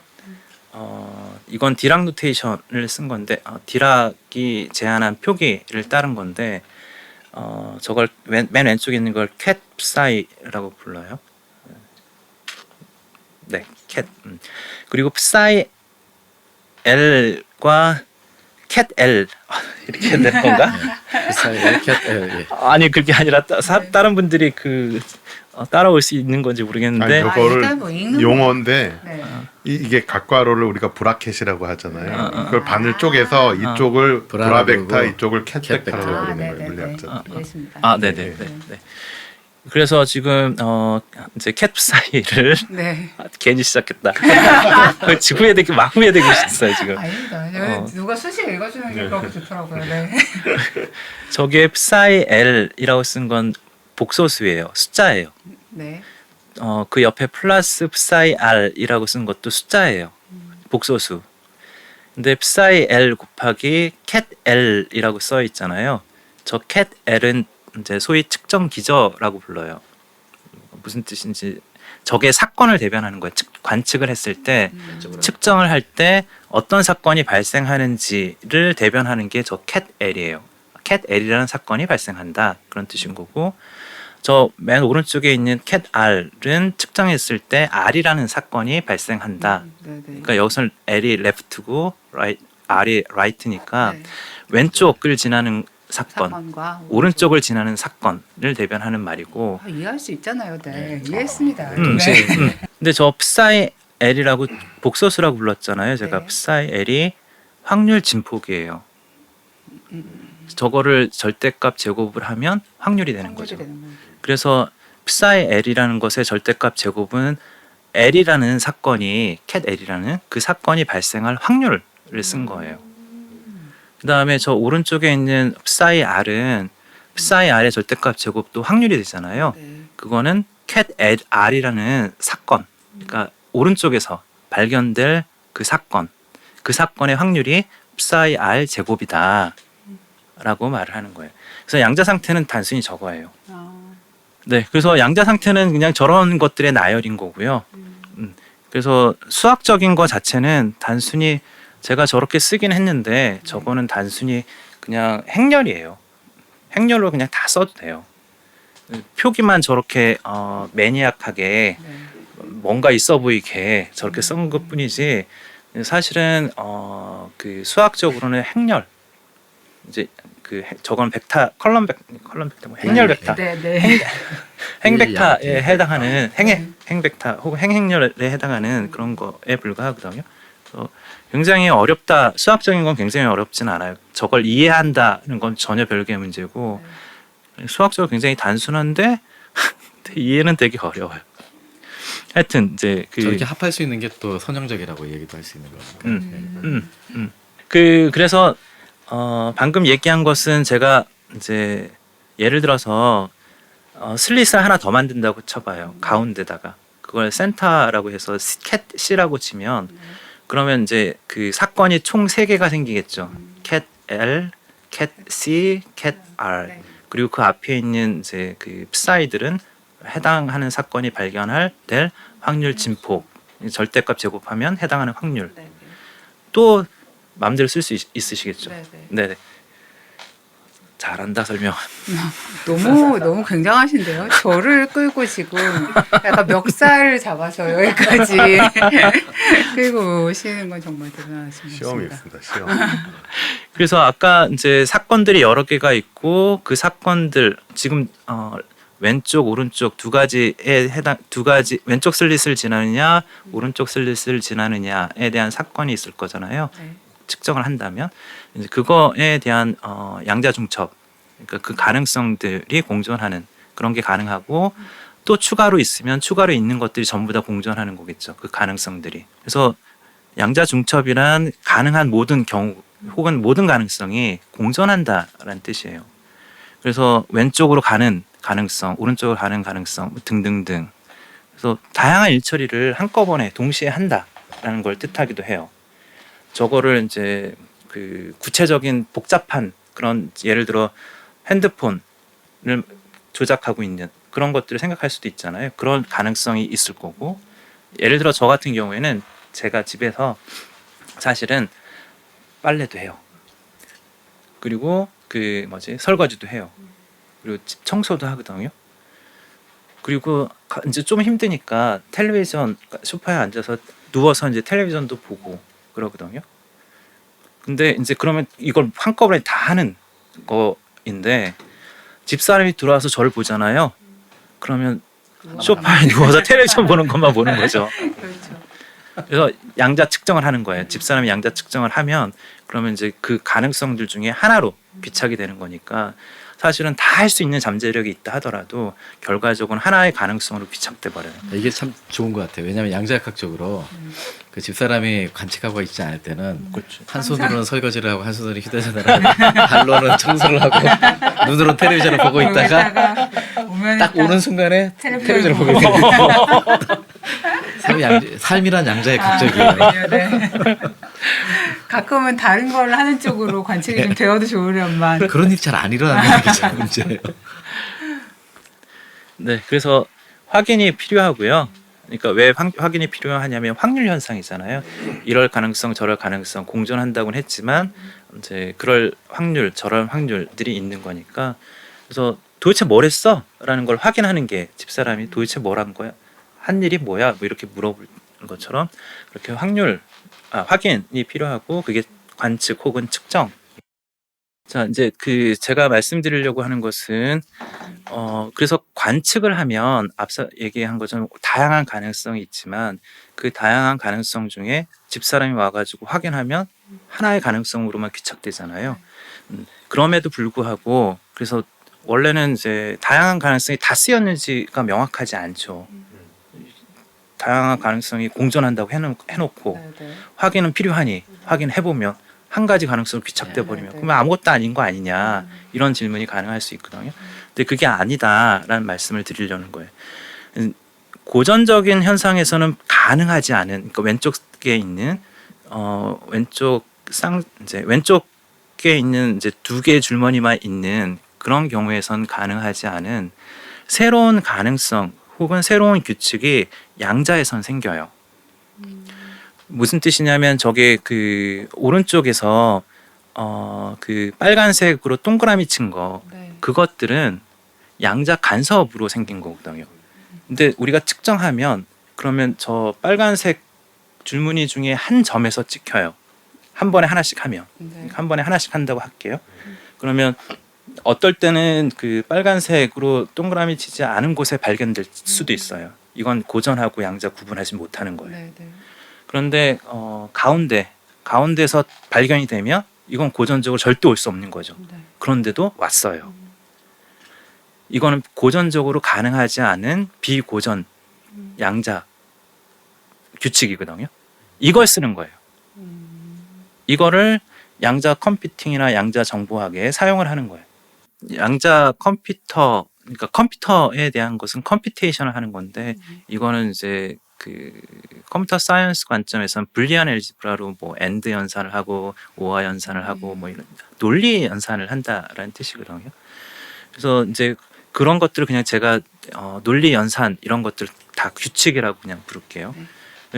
고전 규칙 같은 경우에 예를 들어서 명제가 있다고 A면 B 이런 명제가 있다고 하죠. 그러니까 A가 참이냐 그 거짓이냐 그 B가 참이냐 거짓이냐 이 조건 명제라고 부르거든요. 그래서 예를 들어 왼쪽 문을 통과했다면 왼쪽 줄 무늬에 도달한다. 그리고 오른쪽 문을 통과했다면 오른쪽 줄 무늬에 도달한다. 이게 논리 연산이에요. 논리 중에 하나인 거죠. 규칙 중에 하나인 거죠. 네. 근데 이거를 확률로 확장을 할 수가 있어요. 이러한 얘기들을 왜 이걸 확률로 확장을 하느냐면 우리가 그 이제 확률이 아닌 결정론, 제가 결정론이란 말을 써도 되는지 모르겠는데 항상 성립하는 그러한 논리를 가지고 그 이제 계산 컴퓨팅을 할 수도 있고 확률적으로 컴퓨팅을 할 수도 있어요. 근데 우리가 확률적인 컴퓨팅을 하면 그러면 속도가 굉장히 빨라지는 경우가 생겨요. 그러니까 무작위적 확률을 도입함으로써 이제 그 왜 우리가 산이 있으면 산에서 이제 길을 가려고 하거든요. 길을 가려고 하는데 산을 이제 넘어서 가야 되는데 그런데 사람들은 옆에 보면 이렇게 막 샛길 생기죠.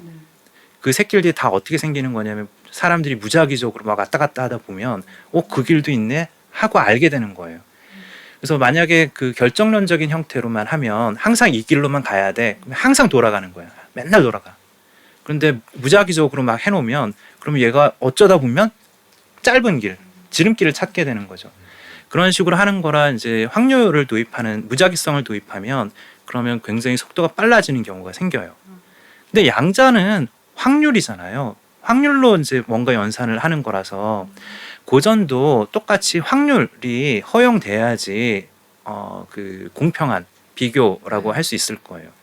그래서 제가 그림에서 그 고전 확률 표현 형태로 쓴 이유가 고전적으로도 확률을 도입해서 양자처럼 이제 그 자유도를 좀 높여준 그런 경우에 어찌되었든 왼쪽으로 갈 확률과 왼쪽 그 슬릿을 갈 확률과 오른쪽 슬릿을 갈 확률이 고전적으로 있겠죠. 있다 하더라도 왼쪽 슬릿을 통과했으면 반드시 왼쪽 줄무늬에 도달해야 되고 오른쪽 슬릿을 통과하며 오른쪽 줄무늬에 도달을 해야 돼요. 아무리 확률이 도입된다 하더라도. 근데 그에 비해서 양자인 경우에는 한쪽 슬릿을 막으면 한쪽 예를 들어 오른쪽 슬릿을 막아서 왼쪽 슬릿을 통과하면 왼쪽 줄무늬에 도달하겠지만 또 왼쪽 슬릿 막아서 오른쪽 슬릿을 통과시키면 오른쪽 줄무늬에 도달하겠지만 또 둘 다 열었을 때 각각 왼쪽 줄무늬와 오른쪽 줄무늬에 갈 수도 있겠지만 그거 이외에도 추가로 가운데도 갈 수 있고 양끝도 갈 수 있는 거예요. 이거는 고전적으로는 가능하지 않은 사건들이에요. 가능하지 않은 새로운 규칙이 생긴다라는 거죠. 그거를 이제 그 고전적으로는 가능하지 않다라는 의미에서 저게 양자 규칙이라고 했지만 양자 규칙은 고전 규칙을 포함하고 있으니까 저 빨간색으로 표시되어 있는 그것들은 비고전, 고전으로는 안 되는 양자 규칙 혹은 비고전 규칙이라고 할 수 있을 거예요. 양자 그 정보학에서는 저 비고전 규칙들을 활용을 해요. 굉장히 적극적으로 활용하는 거죠. 양자 컴퓨터가 속도가 빨라지는 거는 저 규칙들 때문에 비고전 규칙들 때문에 그렇다고 이해를 하면 되는 네, 네, 거겠죠? 맞습니다. 네, 네.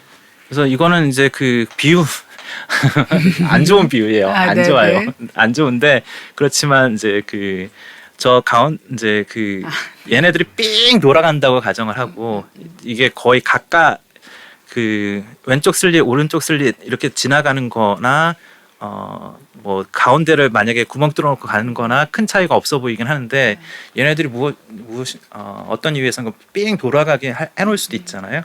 그럴 때 가운데 구멍이 있으면 터널이 있으면 네. 그러면 굉장히 빨리 갈 수도 있겠죠. 네, 네. 아, 고- 양자가 만들어 놓은 터널이군요. 그렇죠. 지금 저게. 맞습니다. 예, 예, 예. 양자가 만들어놓은 터널이에요. 단지 이렇게만 얘기하면 양자가 무조건 빠를 것 같잖아요. 네. 근데 실제로는 그렇지 않아요. 실제로는 양자에 의해서 만든 터널이 깨지기가 무지무지 쉬워요. 주변 환경에 의해서 누군가 잡음이 있으면 그 잡음에 의해서 얘네들이 깨지게 금방 사라져요. 그래서 잡음이 없도록 막아야 되고 서로 잡음을 막았다 하더라도 만든 터널이 그러니까 양자 터널이 얘네들이 쭉 작아서 기어서 가야 돼. 이 비유적인 표현이 다 네, 네. 그런 경우가 실제로 있기 때문에 그냥 비유를 드는 것 뿐이거든요. 기어서 가야 돼. 그러면 차라리 돌아가지 뭐하러 기어서 가. 네, 네. 그래서 고전 컴퓨터 더 빠른 경우가 있어요. 양자로 했을 때는 더 훨씬 더 느려지는 그런 경우들이 생겨요. 그래서 양자 컴퓨터가 이제 자기네들이 가지고 있는 자유도를 충분히 잘 활용하려면 양자 터널을 비유적인 표현이 있으면 크게 만들어야 되고 그래서 빨리 지나갈 수 있게 해줘야 되고 얘네들이 무너지지 않게 잘 유지시켜줘야 돼요. 조건이 까다롭죠. 그게 지금 양자 컴퓨터들이 갖고 있는 문제까지 다 같이 왜 빠를 수 있는지 왜 그 양자 컴퓨터를 만들기가 어려운지까지 같이 말씀을 드린 거예요. 그러면 저 양자 터널의 사이즈나 그 뭔가 견고함을 결정하는 것은 그 처리해야 되는 뭐 함수의 종류 같은 거와 그쵸. 관련이 있는 걸까요? 예. 이제 우리가 어떤 이제 함수 계산을 하려고 하는데 그 함수 계산에 대해서 터널을 만들었더니 아이고 찔끔밖에 안 만들어져. 이게 너무 느려. 이거는 고전 컴퓨터로 하는 게 나아요. 네, 네. 대표님께서 거의 완벽하게 이해하신 것 같아요. 아니에요. 그렇지 않습니다. 그럴 리가 없습니다. 제가 다만 이해한 척하는 질문을 우연히 했을 뿐이겠죠. 네. 제가 요거 하나만 더 보여드릴게요. 되게 재밌는 거예요. 우리 그 벨 티오렘 얘기했잖아요. 네. 그 중에 이제 벨 티오렘에 그 되거나 안 되거나 하는 정리가 또 있다 그랬죠. 그게 이제 GHG, 그러니까 그린버그 호은 자일링거 정리라고 부르거든요.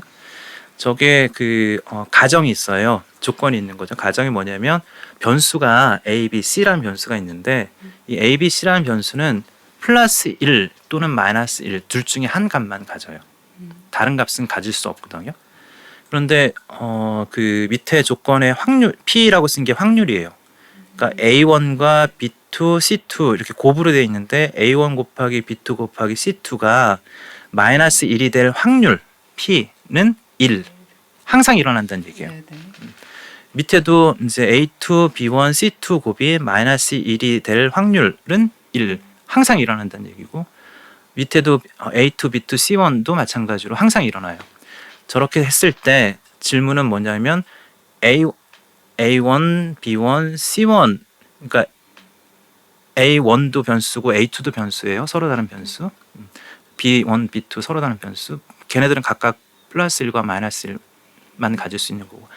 그렇게 했을 때 A1, B1, C1을 곱해서 마이너스 1이 될 확률이 얼마일까? 이게 질문이에요. 저 오른쪽에 보면 그게 100%예요.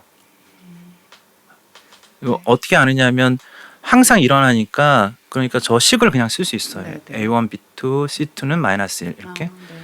이제 두 번째 조건은 A2, B1, C2는 마이너스 1. A2, B2, C1은 마이너스 1. 위에 있는 세 개의 식이 조건인데 걔네들 세 개를 다 곱해봐요. 그러면 곱하면 A1 하나 있고 A2는 두 개 있죠. 중간에 B를 보면 B1 하나 있고 B2는 두 개가 있어요. C들을 보면 C는 C1 하나 있고 C2는 두 개가 있어요. 그러니까 위에 있는 식 세 개를 다 곱하면 A1은 하나, A1, B1, C1은 하나씩밖에 없는 거고 A2, B2, C2는 두 개씩 있으니까 두 번 곱해져서 제곱한 거고 오른쪽에 있는 마이너스 1은 3번 곱하는 거니까 마이너스 1이 되죠. 그러면 A2, B2, C2 모두 다 1 또는 마이너스 1만 되는데 제곱을 하면 항상 1일 거잖아요. 네네. 그러니까 걔는 무시할 수 있어요. A1, B1, C1은 마이너스 1이다. 네네. 이게 이제 논리가 성립하는 거죠. 네, 저 정도는 제 수학으로도 할 수 있죠. 네.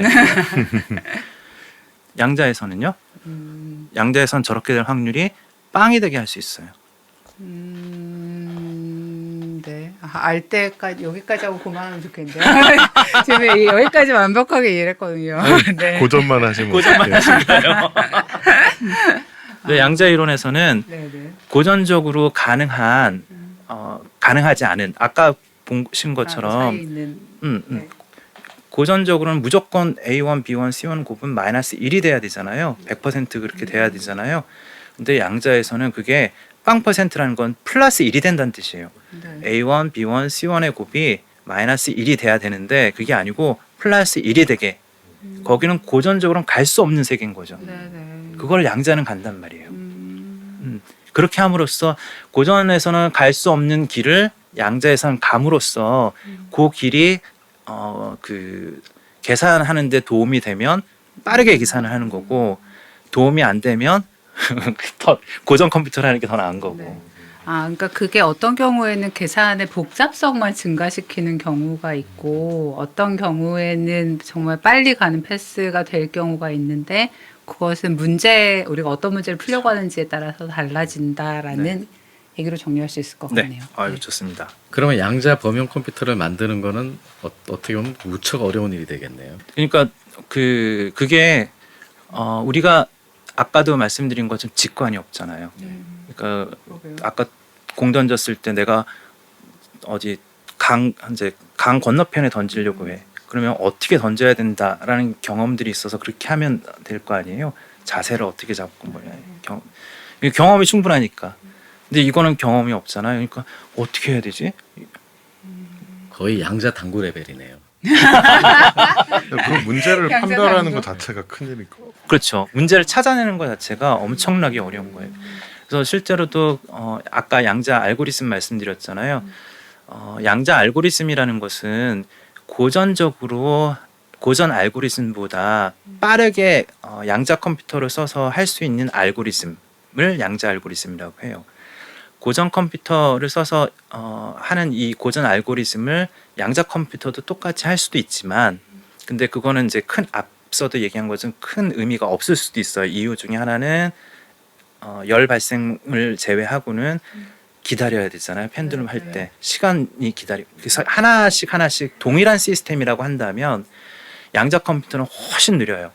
고전 컴퓨터는 힘을 가해가지고 빠르게 연산을 할 수 있는 반면에 이제 양자 컴퓨터는 기다려야 되니까. 그래서 연산 하나하나 할 때 걸리는 시간은 양자 컴퓨터가 연산 하나하나는 훨씬 더 느려요. 고전 컴퓨터보다. 그런데 이제 연산 횟수 자체가 빠르지 않는 한 그 양자 컴퓨터는 이득이 없는 거거든요. 그래서 고전 알고리즘보다 빠른 알고리즘, 양자적으로 빠른 알고리즘을 양자 알고리즘이라고 부르는데 그 알고리즘은 몇 개 없어요. 밝혀진 게. 제가 이 질문을 해도 되는지 모르겠는데 너무 복잡하면은 그거는 안 되겠는데요라고 말씀해 주셔도 되는데 왜 암호를 예를 들어 풀거나 만드는데 양자 컴퓨터가 유리하다고 말하는 이유를 쉽게 설명할 수 있는 부분이에요. 우리가 이제 지금 사람들이 쓰고 있는 암호 체계는 결국은 우리가 컴퓨터를 사용할 줄 알았기 때문에 사람들이 손으로 계산을 하면 연산을 하면 계산을 하면 굉장히 시간이 오래 걸릴 수 있잖아요. 근데 컴퓨터를 쓰면 사람이 하는 것보다 훨씬 빠르게 계산을 할 수 있죠.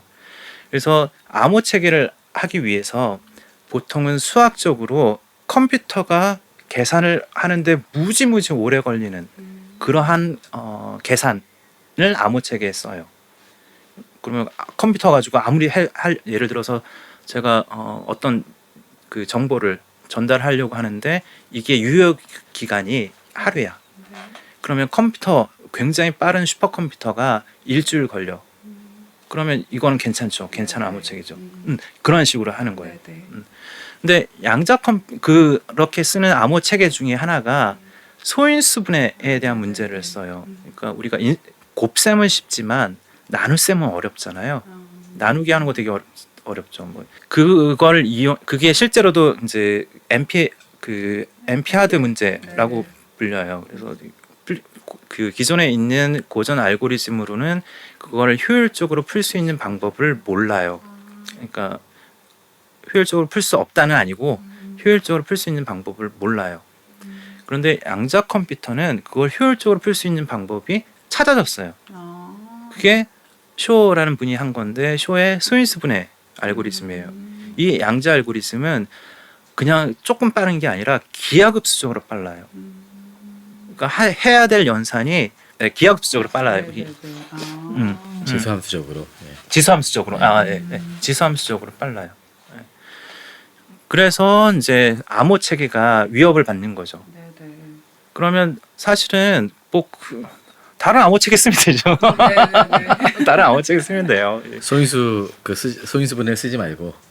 소인수분해 말고 이제 고전 컴퓨터도 못하고 힘들고 오래 걸리고 양자 컴퓨터도 오래 걸리는 그런 암호 체계 쓰면 되겠죠. 그런 문제를 찾아서. 근데 그런 문제를 찾는 게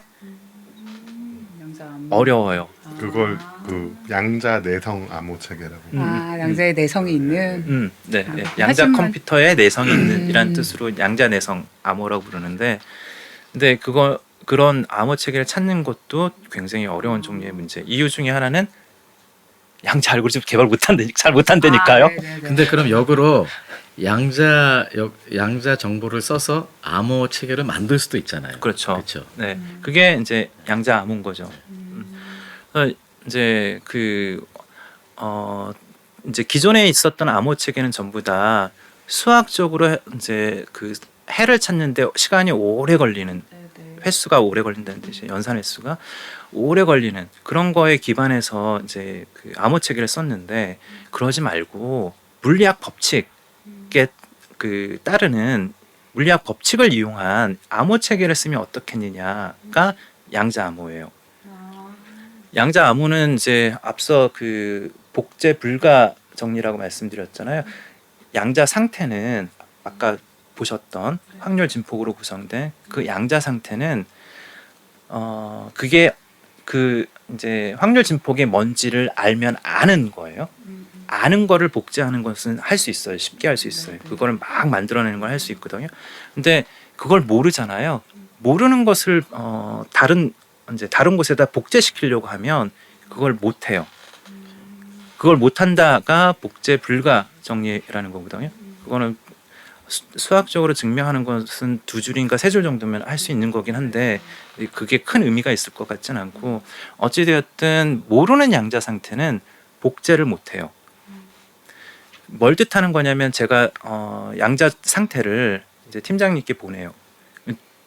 이제 우리가 걱정하는 건 뭐냐면, 누군가가 내가 보내는 정보를 가로채는 걸 걱정하는 거잖아요.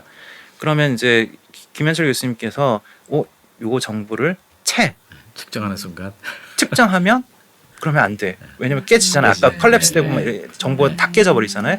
그러니까 얘를 측정을 어떤 방식으로 하는 게 좋을지에 대한 고민을 많이 해야 되는데, 뭐를 하려고 하든 상관없이 카피를 못 하니까 측정 위에는 방법이 없어요. 그러니까 뭐 인탱글, 얽힙을 만들고 뭐 이런 여러 가지 그 어택 방법이 있긴 하지만, 그런 것들은 전부 다 결과적으로는 이제 그 팀장님이 그걸 보고 이거 누가 건드렸어라는 걸 알게 할 수 있어요. 제가 모든 정보를 그걸 전부 다 확인하는 건 안 되지만, 그러면 우리가 이제 서로 고전적으로 커뮤니케이션을 하면서 검증을 해야 되거든요. 검토를 해야 되거든요. 검토를 하면서 이게 다른 사람이 채가고 있는 사람이 있나 없나 이걸 해야 되는데, 그러면 우리가 한 10,000개 정도의 비트를 양자 상태를 나눠 가져요. 그 중에 한 10% 정도만 검증을 하는 거예요. 검토를 하는 거예요. 확인하는 거지. 누가 듣고 있나, 듣고 있지 않나. 그리고 나머지 90% 가지고 정보를 공유하고, 그런 식으로 이제 다른 도청이 이루어지고 있는지 아닌지 그거를 양자 물리 법칙을 쓰면 확인할 수가 있다. 여기 실용 단계에 있나요? 네, 실제 쓰고 있고요. 쓰고 있어요. 네네. 근데 이제 제가 말씀드린 것은 다분히 원리적인 네네. 이상적인 그런 경우를 말씀드린 거고요. 실제로는 양자 정보를 이제 양자 상태를 이렇게 보내잖아요. 그러면 주변에서 잡음들이 들어와요.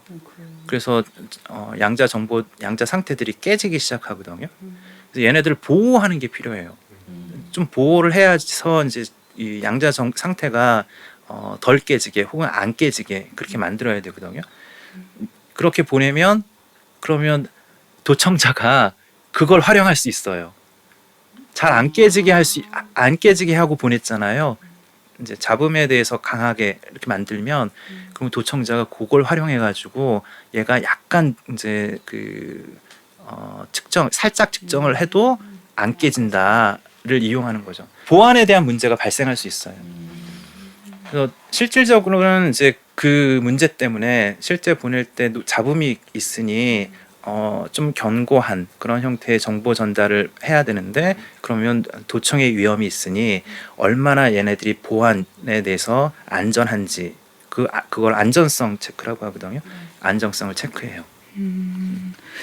여기에서 이 얘기로 좀 바로 넘어갈 수 있을 것 같은데 그 양자 컴퓨터의 하드웨어 구축하는 문제예요. 그러니까 지금 예를 들어 뭐를 보내고 보안을 하고 할 때 우리 머릿속에는 뭔가를 이렇게 어디에 가두고 뭐 약간 이런 느낌으로 지금 받아들이고 있는데 그 양자 컴퓨터가 실제로 뭐 만들어졌다 어디서 뭐 어떤 거를 샀다 막 이제 이런저런 얘기들이 들리기도 하잖아요. 네네. 네.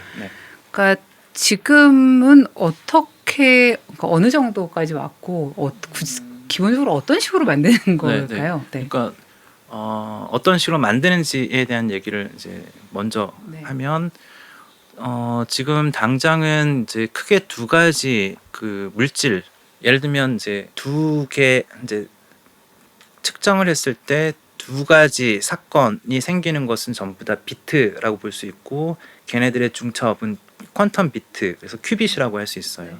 그래서 큐빗들을 이제 만드는 게 필요한 거고 걔네들을 잘 제어하고 아까 노이즈 잡음이 있으면 뭐 이런 하는 거에 보호도 해줘야 되고 뭐 이런 것들을 하는데 그거의 최소 단위 이 비트는 두 개의 사건 측정했을 때 두 개의 사건이 생기기만 하면 다 비트 큐빗의 후보가 될 수 있어요. 그래서 제가 빛의 평광에 대한 얘기했잖아요. 광자가 있고 그 광자가 수직 평광된 거와 수평 평광된 거 이게 두 개의 사건이거든요. 수직으로 검출이 되거나 아니면 수평으로 검출이 되거나. 걔네들의 속의 고양이 이런 것도. 네네.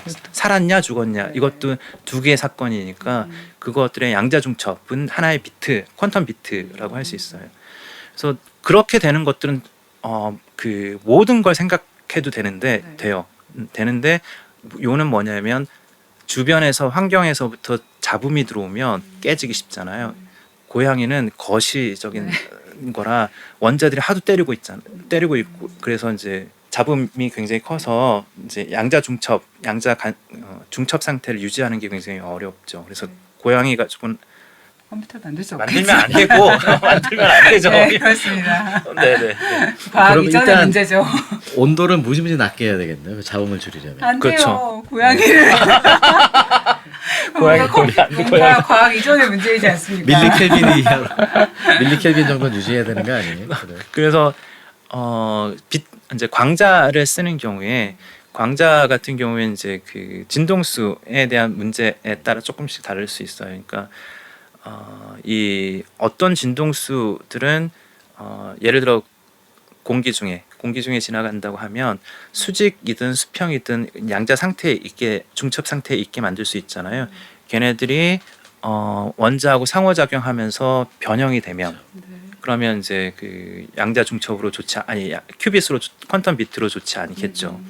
그래서 지금 현재는 이제 그 가시광선 영역에 있는 것들을 사용하긴 하는데 통신 파장대에 있는 것들을 사용하는 그런 것들이 좋을 거예요. 지금 광자 가지고 말씀을 드렸는데 그거 말고도 원자의 준위는 많이 있을 거잖아요. 원자가 뭐 그라운드 이제 가장 바닥 상태에서부터 첫 번째 그 들뜬 두 번째, 세 번째, 네 번째 들뜬 상태 뭐 이렇게 있는데 그 중에 두 개의 에너지 준위만 선택해요.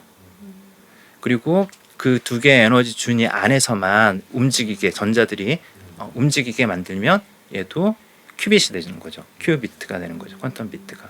그러면 반도체 위에 그 조그만 그게 그 뭐지 비트가 쭉 있는 것처럼 이것도 큐빗이 말하자면 어떤 기판 위에 쭉 올려져 있는 하드웨어는 그렇게 구축을 하는 건가요?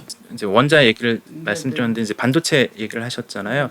반도체 같은 경우에 그 소위 양자점이라는 걸 만들어요. 이거는 양자점이라는 것은 그러니까 그 뭐지 가상 원자 같은 거예요. 실제 원자는 아니지만 가상 원자하고 이제 원자 비스무리한 그런 형태로 만들어 놓은 거거든요. 그럼 거기에서도 에너지 준위가 많이 있을 텐데 그 중에 잘 제어할 수 있는 준위 2개만 선택하는 거예요. 그렇게 하면 이제 그 큐빗이 될 수 있는 거죠.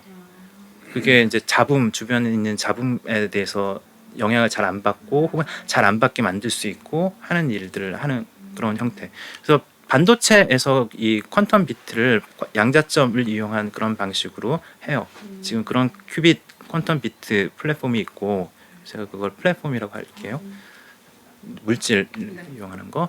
그리고 아까 얘기했던 원자, 이 원자들을 그 저거 뭐지 레이저 같은 거로 이제 그 2차원으로 쏴주면 그럼 얘네들이 계란판 있죠. 계란판처럼 이제 그 포텐셜들이 생겨요. 그러면 원자들이 그 포텐셜 안에 갇히는 거죠. 여기 광학격자. 네, 광격자를 만드는 거예요. 광격자를 만들어 놓고 그 예전에 광격자 시계 할 때. 네네네. 네네네. 했었어요? 네. 잘하셨네요. 제 일을 쉽게 만들어 주셔서 네, 그렇게 해서 이제 거기에다가 원자들을 가다 놓고 그 원자들의 2개의 준위를 이용해서 이제 큐빗 퀀텀 비트로 쓰는 거죠. 그런 방식이 이제 있고 또 이제 아이온을 사용하는 방법이 있어요. 그러니까 얘네들을 원자에서 전자를 하나씩 띄어요. 혹은 전자를 하나 더 덧붙이면 얘네들이 전하를 띠는 원자가 되는 거, 그걸 이온 혹은 이온이라고 하잖아요. 그 이온은 이제 그 진공 상태에다가 넣어가지고 얘네들을 이제 적절한 포텐셜을 걸어주면 얘네들이 1차원으로 이렇게 배열할 수 있어요. 혹은 뭐 적절하게 얘네들 셔틀링이라고 막 움직이기도 하고 막 하는데 어쨌거나 이렇게 1차원으로 배열을 하게 할 수 있거든요. 그러면 이런 이온들에서도 또 마찬가지로 2개의 준위를 뽑아요. 정확하게는 이제 다른 이제 제어의 문제 때문에 3개의 준위를 쓰거나 아니면 4개의 준위를 쓰기는 해요. 하지만 어찌됐든 2개의 준위에 해당하는 양자 상태, 양자 중첩이 있게끔 그렇게 만드는 방식으로 하죠. 근데 엄청 비싸겠네요. 왜냐하면 그런 상태 만들려면 일단 안정되게 걔네들을 유지해야 되니까. 그렇죠. 일단 온도도 무척 낮아야지 네, 되고 네. 그다음에 뭐 어쩌면 진공도 필요할지도 모르고. 진공해야 돼요. 예. 장치가 그렇죠. 엄청 크죠. 네. 챔버 크고. 안에 그냥 그렇죠. 다 챔버 안에, 비싸겠네요. 챔버 일단 안에. PC를 만들기는 참 쉽지 않겠네. 그래서 챔버 안에 진공을 만들어야 되고 이제 진공 만들고 다른 이제 온도를 낮춘다는 것은 사실은 주변에 다른 원자들이 없게 그렇게 하고 이 이온들의 그 운동 에너지를 낮추는 운동 에너지가 낮지 않으면 막 어긋날 테니까 그래서 한 줄로 잘 늘어서게끔 그렇게 만드는 것들이 어려운 테크닉 중에 일단 하나. 간격자 시계부터 출발을 해야 되는 거네요. 어떻게 보면. 그거 자체도 비싼데. 그러게요. 저는 잘 몰라요 그것까지는. 컴퓨터는 거기서 더 나아가야 되는 거죠. 네. 그죠? 그래서 지금 많이 말씀드린 되네요. 것은 광격자 아니면 트랩 아이온 같은 것들은 이제 챔버 내에서 해야 되는 것들이고요. 반도체처럼 패턴 공정을 통해 가지고 그 기판 위에다가 이제 패턴을 떠서 이렇게 만드는 그런 방식이 반도체 양자점 같은 거. 그다음에 초돈도체도 비슷하게 패턴을 뜨고 아일랜드를 하나 만들거든요. 초돈도체인 섬이에요. 섬을 만들고 주변에 있는 도선하고 연결해서 조셉슨 정션을 만들거든요. 그렇게 함으로써 이제 양자 큐빗을 구현하는 그런 거를 할 수 있고, 그리고 MB 센터, 다이아몬드 MB 센터라는 게 있어요. 이 다이아몬드 MB 센터라는 것은 그냥 다이아몬드예요. 다이아몬드인데 다이아몬드 표면, 다이아몬드를 보면 다이아몬드가 영롱하고 막 그러잖아요. 그 이유는 얘네들이 순수한 다이아몬드가 아니기 때문이에요. 그 안에 탄소 원자가 군데군데 비어 있게 되거든요. 비어 있게 되면 질소 원자가 글로 들어가요. 그리고 탄소 원자 하나, 이제 2개가 빠지고 질소 원자 하나 들어가면 질소 원자 하나에 탄소 원자 없는 거, 이걸 이제 하나는 질소니까 N이라고 부르고 비어 있는 건 이제 베이컨시, 비었다라고 해서 V라고 불러요. 그래서 NV라고 부르는 것. 근데 걔네들이 굉장히 주변에서부터 노이즈 잡음에 대해서 견고한 큐빗이 될 수 있어요. 그럼 반도체 다이아몬드 컴퓨터네요. 네, 네. 이거 비싸네. 마찬가지로 비싸네, 그죠? 네, 그런 식으로 이제 여러 가지 말씀을 드렸고 그 중에 가장 가장 앞서 있는 것은 초돈도체 그리고 이온 양자 컴퓨터 이렇게 두 개가 가장 앞서 있고요. 그나마 저렴하겠네. 초전도체면 요즘 그래도 온도가 많이 올라왔으니까. 아니면 또 옛날 아니요 이게 큐빗을 유지하기 위해서는 네. 굉장히 극저온에 있어야 돼요. 그 여전히 국정원에 있어요. 네, 네. 여전히 그러니까 비싸네요. 초돈도체 상태만 유지하면 되는 게 아니고 얘네들이 양자 상태 그러니까 결풀림에서부터 이제 그 보호되는 그런 정도까지 낮춰야 돼서 그러면 여전히 네. 또 밀리켈빈인가요? 네 밀리켈빈이에요. 네, 네. 하지만 그 컴퓨터만 있으면 세상의 모든 은행의 돈을 다 가져올 수 있는 거 아닙니까? 이론적으로. 그렇죠. 갑자기 또 왜? 아니 생각해보세요. 그게 아니라 그 컴퓨터를 투자를 할 만하다니까요. 팔면 그거보다 큰 돈을 아니 그래도 우리가 과학하고 앉아 있는데 그 과학하고 앉아서 아니, 약간 도덕실을 시키는 빌런의 입장에서 생각해보면 그렇게 될 수도 있다. 네. 빌런들의 사실 도- 그런 극한 환경과 공간을 만드는 게 어려워서 사실은 지구에서는 사실 쉽지는 않은데 구현하기가 그래서 뭐 우주에서 이거를 할 수 있는 방법은 없는 우주도 온도가 4K잖아요. 너무 높아. 그렇지만 이제 좀 유지 비용 상온에서 내리는 거. 것보다 네. 4K에서부터 거기서 시작하면 밀리켈빈으로? 그러면 가끔 왜 그 신문이나 이런 데에 뭐 어느 대학교에서 양자 컴퓨터를 샀다 막 이런 얘기들 나오잖아요. 그런 거는 거짓말인가요? 뭐 아니요. 디웨이브 같은 거 양자 컴퓨터가 있어요. 네네. 양자 컴퓨터가 그 D-Wave라고 방금 말씀하셨는데 D-Wave라는 이제 양자 컴퓨터가 있고요. 근데 이거를 조금만 구분하면 범용 양자 컴퓨터와 그냥 양자 컴퓨터를 생각할 수 있거든요. 범용 양자 컴퓨터란 가능한 모든 계산을 다 할 수 있다. 이게 이제 범용 양자 컴퓨터고 그냥 양자 컴퓨터는 뭐 특별한 연산들을 할 수 있다. 전자계산기는 이제 산술 계산할 때 그런 거는 할 수 있잖아요. 그건 또 컴퓨터예요. 근데 단지 이제 특수한 목적의 컴퓨터인 거죠. 사칙 연산만 가능한. 그렇죠. 사칙 연산만 가능한. 그리고 GPU 같은 것도 특수한 목적의 그 컴퓨터죠. 얘네들 그래픽 처리를 하거나 아니면 행렬 연산을 잘 하거나 하기 위한 그런 의미에서 이제 CPU는 아니고 이제 GPU 같은 건 특수 목적 컴퓨터라고 할 수 있어요.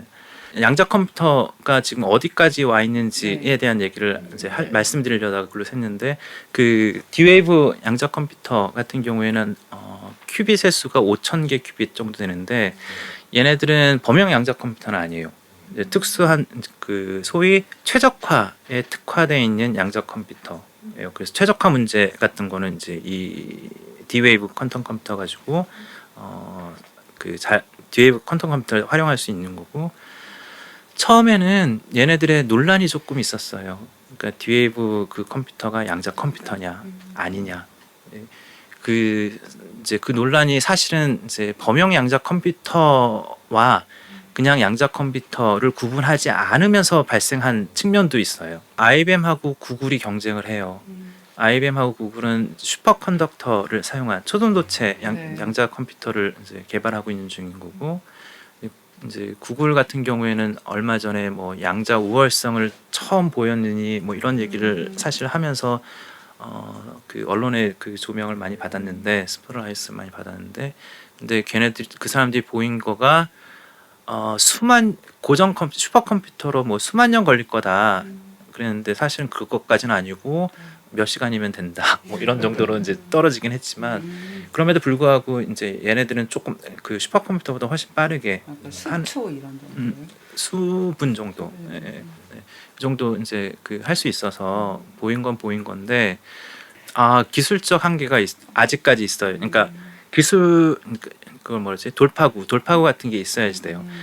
숫자부터 먼저 말씀드릴게요. 구글 같은 경우에 한 100개 정도의 큐빗을 만들었고 IBM도 한 100개 정도, 127개 정도 되는 그 큐빗들을 만드는, 그러니까 그런 큐빗으로 구성된 퀀텀 컴퓨터를 만든 거죠. 그리고 이온큐라는 우리나라 사람 김정선 투자 많이 한 교수 께서 듀크대에 계신 분인데 네, 그분이 설립한 회사인데 거기에서 아이온큐 양자 컴퓨터에 대한 건 이제 수십 개, 100개 정도, 70개, 80개 정도 하는 것으로 알고 있어요. 이제 근데 얼마 전에 IBM에서 430개인가 큐빗이 430개 되는 양자 컴퓨터를 개발했다라고 발표를 했고요. 다 컨트롤을 했던가요? 제가 기사는 봤던 기억이. 그 이제 그게 이제 컨트롤 했던가요? 그러니까 제어를 잘 했느냐? 네, 이게 네, 이제 네. 그 핵심적인 질문인 네. 거고요.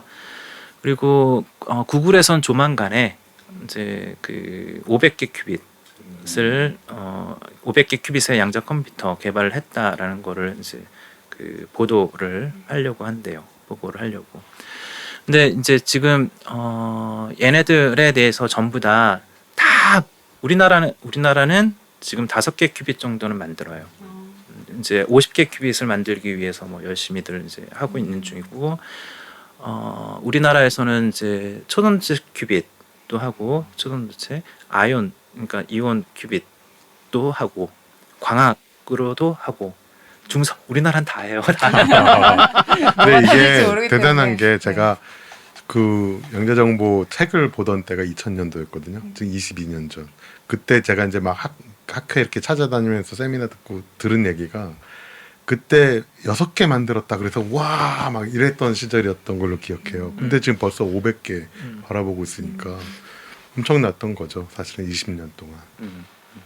그런데 근데 단순히 큐빗 수가 많아진다고 해서 또 풀 수 있는 모든 문제 풀 수 있는 건 또 아니잖아요. 근데 그거보다 더 심각한 문제들이 아직 남았어요. 그러니까 더 심각한 문제는 예를 들어서 예전에 애플 2, 뭐 애플 할 때 걔네들이 8비트 컴퓨터였거든요. 그 8비트 컴퓨터 가지고 할 수 있는 게 되게 많았죠. 맞죠. 그러면 8개 큐빗 가지고 할 수 있는 게 많을 것 같잖아요. 할 수 있는 게 별로 없어요. 거의 쓸모가 없어. 지금 100개 가지고 50개 큐빗 정도 만들잖아요. 그러면 조금 뭔가 해볼까? 근데 우리는 64비트 컴퓨터는 막 쌩쌩 돌잖아요. 그거에 택도 없는 못해요 아무것도. 그러니까 그거에 비하면 아무것도 못하는 거 찔끔하는 건 정말 아무것도 못하는 것과 다를 바 없죠.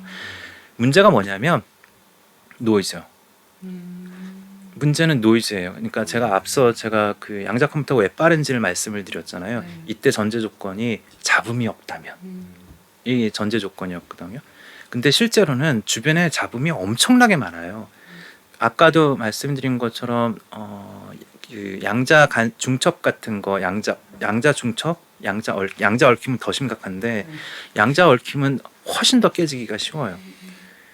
그래서 얘네들을 이제 잡음으로부터 얘네들을 보호하는 일들을 해야 되거든요. 처음에는 옛날에 2000년대 초반쯤에는 그거를 하는 방법을 잘 몰랐고 이제 지금은 어느 정도 알고 있는데 그래서 이제 그런 걸 에라 보정이라고 불러요. 에라를 보정해 줄 수 있다. 그래서 이제 얘네들의 양자 정보를 잘 보호한다 이런 거거든요. 근데 보통의 그 고전 컴퓨터 같은 경우에는 이제 패러티라고 불러요. 패러티라는 채널이 있어가지고 라인이 있어서 그거 가지고 여기에 노이즈가 생겼는지 안 생겼는지 확인해 가면서 그러면서 노이즈가 생겼으면 보정해주고 안 생겼으면 넘어가고 뭐 이런 것들이 있거든요. 근데 거기서는 이제 에라에 그러니까 그 뭐지 오류에 대한 경우가 고전적인 비트 같은 경우에는 0과 1 이걸 전부 다 전압 가지고 하는 거거든요. 0볼트일 때와 5볼트일 때 0볼트면 0, 5볼트이면 1. 근데 4볼트이면 그러면 얘는 1에 가까우니 5볼트로 끌어올려요. 이걸 보정하는 거예요. 근데 1볼트야. 이거는 0볼트에 가까우니 얘는 0이었는데 잡음이 들어온 거네. 0으로 내려요. 이런 식으로 보정을 하는 거예요. 이 보정이 그러니까 컴퓨터를 만들 때 디지털 컴퓨터를 만들었던 이유가 요거가 쉬우니까 보정이 쉽기 때문에 디지털 컴퓨터를 만들었던 거거든요. 그래서 이제 고전 컴퓨터는 요 에라 보정이 나름대로 어려운 문제였지만 디지털로 하면서 잘 극복했고 잘 만들어냈어요. 근데 양자 컴퓨터에는 노이즈의 종류가 아까 양자 중첩 얘기했잖아요. 양자 중첩이 가능하니까 계산을 많이 할 수 있다고 했죠. 노이즈의 종류도 그만큼 많아요. 중첩을 할 수 있는 만큼 노이즈의 종류가 다양해요. 걔네들을 다 보정을 해줘야 돼요. 그래서 우리가 이걸 논리 큐빗이라고 부르는데, 물리적인 큐빗은 아까 얘기한 것처럼 물리적인 개가 있고 이준위만 있으면 얘네들은 다 물리적 큐빗이에요. 근데 논리적 큐빗이라는 것은 우리가 양자 정보를 잘 보호할 수 있는 그러한 이제 그 양자 중첩을 잘 보호할, 에러 보정 다 해서 양자 중첩을 양자 정보를 잘 보호할 수 있는 그걸 논리 큐빗이라고 불러요. 논리 큐빗 하나당 물리 큐빗은 1000개 정도 있어야 돼요. 그게 문제군요. 네, 그게 문제예요. 그래서 지금 뭐 그 구글에서 IBM에서 뭐 수백 개 만들었다? 논리 큐빗 하나도 못 만들어요. 그러니까 실제로 일반 컴퓨터의 뭐 8비트에 해당되는 건 그 논리 큐빗 8비트라고 보면 되니까 그치. 대략 8,000개 8,000개를 정도의 만들어야지 큐빗을 뭐가 만들어야 8비트처럼 돌아가겠군요. 아, 네. 성능은 좋겠죠. 성능은 훨씬 좋겠죠, 당연히. 네, 네. 그렇긴 하지만 이제 갈등. 대응을 하자면 아. 비유적으로 대응하자면 그런 거고. 사람들은 지금 현재 1000큐빗, 그러니까 1000개의 논리 큐빗 정도를 염두에 두고 1000개의 논리 큐빗. 100만 개의 물리 큐빗을 제어를 할 수 있어야 된다라고 생각을 하고 있어요. 근데 이제 사람들이 좀 잘하는 일과 못하는 일을 나눠보면 그런 거 늘리는 건 되게 빨리 잘하는 것 같긴 해요. 좀. 그렇죠. 근데 이게 그 어려운 일인 게, 그러니까 뭐가 어려우냐면 얘네들 그러니까 물리 큐빗을 예를 들어 1000개짜리 그 큐빗이 되게 만드는 것은 패턴, 초전도체나 아니면 이제 반도체 같은 경우에 패턴을 뜨면 되거든요. 근데 문제는 제어를 하기 위해서는 제어 라인들이 들어가야 되는데 그 제어 라인이 한 다발이에요. 예를 들어 이제 그 1000개 큐빗을 만들면 한 요 정도 사이즈 될 거거든요. 네. 한 2mm, 2mm 정도. 예를 들어서 2mm, 2mm 정도의 라인을 선을 수천 선을 연결을 해야 돼요. 결국은 100만 개 물리 큐빗을 만든다면 결국 사이즈가 입자물리 검출기 사이즈네. 위로 10m 뭐. 그래서 이거를 선을 쓰지 않는 다른 방식의 제어하는 그런 기술들이 필요로 하고, 그 기술들은 그 누군가 천재 같은 사람들이 나와야지 그거를 이제 일종의 돌파구들이 생겨서 이제 점점 많은 큐빗들을 만들어낼 수 있을 거예요. 근데 뭐 검출기도 만들어내는데 그 뭐 알리스나 CMS나 뭐 엄청나게 큰 검출기도 만들어내는데 그 정도 양자 컴퓨터 못 만들 거는 없죠. 거기도 라인이 수백만 개, 수천만 개잖아요. 검출기에. 제가 알기로는. 그러니까 이것도 뭐 근데 이게 대신 완벽히 그 디자인을 이해하고 현재 주어진 기술을 다 이해한 상황에서 만드는 거랑 지금 어떻게 해야 될지 모르는 상황에서 그렇죠. 하는 거랑은 좀 다르죠. 다르죠. 예. 맞아요. 근데 뭐 검출기도 처음에 잘 몰랐지. 하다 보니까 여기까지 온 거니까. 이 상태보다 좀 나은 것 같긴 한데요. 취업 좀 해줘야지. 될 거라고 믿습니다. 네. 그 이제 아까 얘기했던 글로벌 기업들은 될 거라고 믿어요, 진짜로. 네. 근데 이것도 참을 끼얹는 소리인지 모르겠는데 제가 자꾸 핵융합에 비교했잖아요. 네. 핵융합이 1960년대 초반에 그 독감하기 성공하고 나서 사람들이 25년 후면 핵융합에 성공할 거라고 믿었거든요. 그래서 이제 80년대 중반에 와서 다시 25년이면 성공할 거라고 그랬거든요. 그리고 또 다시 20년이 더 흐른 셈이니까 꼭 참다 보면 언젠가 성공하겠죠. 꼭 우리 때 아니더라도. 노래가 있잖아요. Tomorrow is always a day away. 그런 노래가 있죠. 외상은 내일부터. 네. 그래서 네, 오늘 너무 좋네요. 저는 한 학기 강의 들은 것 같아요. 네. 강연을 듣거나 뭐 이런 팟캐스트나 유튜브를 접하고 나면 약간 좀 그 세상에 대한 해상도가 좀 올라가는 듯한 느낌이 들 때가 있지 않습니까? 정말 좋은 표현입니다. 네, 오늘 약간 그런 느낌이 들어요. 왜냐면 이런 것들, 양자 컴퓨터나 이런 것들이 막 이제 커팅 엣지에서 막 벌어진다는 건 알고는 있었는데 정확히 무슨 일이 벌어지는지 저 720에서 4K로 네, 훅 뜨시는데요.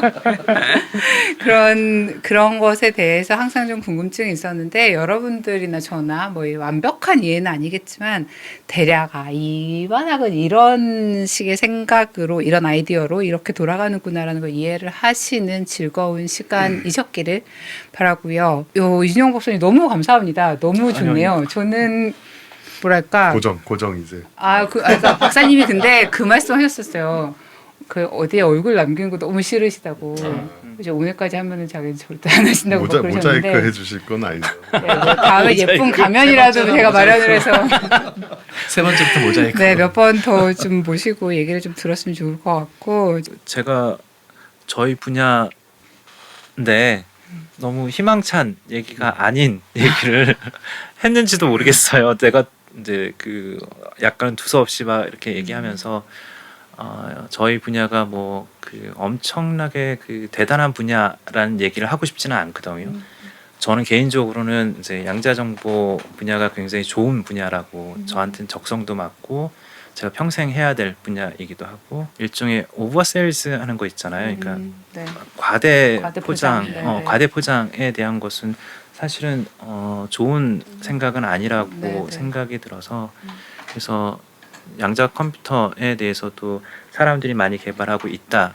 그건 맞긴 한데 거기에는 이제 또 나름대로의 그 해결돼야 될 난제 같은 것들이 숨어 있다라는 것을 저는 그 감사드리는 게 이게 지금 우리가 하는 시간에 과학하고 앉아 있는 물리학자들이잖아요. 네, 네. 그러니까 정말 물리학자다운 강연 오늘 많은 설명들이 물리학자다운 설명이었다고 드는 게 지금 그러니까 정말 물리학자들은 그 이렇게 과대 포장을 잘 못하는 것 같아요. 네, 있는 그렇죠. 그대로 이야기를 하고 네. 그런 점에서 저는 아주 감명 깊게 들었습니다. 그리고 정말 공부가 많이 됐고 아유, 예, 감사합니다. 제가 잘 모르는 분야이기도 하기 때문에 뭐 양자역학은 잘 알지만 그 양자역학이 실제로는 잘 안다고 착각을 하고 있었던 거죠. 그러니까 양자역학도 엄청나게 발전을 한 거였는데 그리고 올해 이 노벨 물리학상 이게 특히 그 세 분 노벨 물리학상 받으셨는데 이걸 누가 거기에 비교했더라고요. 그 코페르니쿠스의 그 지동설에 네. 비교했는데 네. 저는 정말 공감이 가요. 그 말에 우리의 그 사상을 바꿔놓고 이 사상 체계를 뒤흔들어 놓는 그런 게 양자역학 체계이기 때문에 그런 점에서 정말 딱 시의적절했고 네. 그리고 또 전혀 과장 없이 그렇게 말씀해 주셔서 정말 감사드립니다. 그리고 부정적인 생각을 이제 혹시 미래의 학생들이나 이런 사람들한테 주셨을까 봐 걱정 안 하셔도 되는 게 이제 좋은 물리학자가 되거나 그럴 친구들은 이제 뭔가 해결해야 될 문제가 많은 걸 되게 싫어하지는 않을 것 같아요. 아, 그렇죠. 그러네요. 네, 진짜로 그거를- 그러네요. 네, 네. 할 게 멀려 그거를 있다는 네, 얘기잖아요. 네. 되게 맞습니다. 좋은 사인으로 받아들이지 않을까 생각이 듭니다. 맞네요. 역시 네. 최 대표님 말씀. 네. 네. 네, 그러면 오늘 긴 시간 함께 해주신 여러분들 너무 감사드리고요. 아무리 시간이 많이 지났어도 꼭 해야 되는 공지사항이 몇 개 있어서 전해드리겠습니다. 저희도 이제 스포티파이에 팟캐스트를 올리기 시작을 했습니다. 11월 말 현재 과학하고 앉아있는 팟빵과 구글, 사운드 클라우드와 스포티파이를 통해서 들으실 수 있고요. 그 스포티파이는 유료로 아마 들으시고 있는 것 같은데 지금 4개월 뭐 무료 이벤트 이런 거 하고 있더라고요. 혹시 쓰실 분들은 참고해 주시고 저희 방송도 이쪽 플랫폼으로 듣는 게 좀 제일 편하다는 의견들이 좀 있었습니다. 참고해 주시기 바라고요. 그리고 이제 팟캐스트만 들으시는 분들 꽤 많으신 걸로 알고 있는데 가끔 유튜브도 좀 들러 주십시오. 오늘 방송 같은 경우에도 유튜브로 보시면 이제 이런저런 뭔가 되게 아름다운 수식들과 뭔가 또 박사님 얼굴들을 확인하실 수 있고요. 그 외에도 저희 유튜브 오리지널 콘텐츠를 좀 늘려갈 계획을 갖고 있거든요. 현재 본격 과학 예능 킵에 뜨는 신비한 과학 사전이 업데이트 중입니다. 킵에 뜨는 거는 정말 키보드 배틀을 뜨는 건 아니고 키워드 배틀인데요. 그 주제를 하나 정하고 인문학과 과학의 입장에서 좀 중요하다고 생각하는 키워드를 제시하고 썰을 푸는 그런 코너입니다. 걸 박사님과 만화가 김태권 작가님이 함께 하시는데 이 두 분 형제잖아요. 아 그래요? 아, 네네. 두 분 친형제신데 그래서 뭐 너 저번에 뭐 많이 먹고 배탈 났잖아 막 약간 이런 거 서로 공개하고 이러는데 제일 재밌더라고요. 근데 이 두 분도 참 뭐랄까 정말 재미있으시고 아는 게 많으신데 되게 에너지 레벨이 낮고 좀 흥이라는 게 없으신 분들인데 저는 이 두 분이 이렇게 보다 보면 왠지 미묘하게 되게 좀 웃긴 부분이 있어가지고 저는 많은 분들이 이분들의 개그력을 발견할 때까지 한번 밀어볼 생각이긴 합니다. 그래서 저텐션 고지식, 그래서 저텐고지 방송을 열심히 만들고 있고 2주에 한 번씩 업데이트하고 있으니까 많은 관심을 부탁드립니다. 네, 그러면 오늘 방송은 여기까지 하죠. 다음 주에는 12월 첫 주 올해 마지막 뉴스룸으로 다시 찾아뵙도록 하겠습니다. 그때까지 안녕히 계세요. 감사합니다. 감사합니다. 과학하고 앉아있네.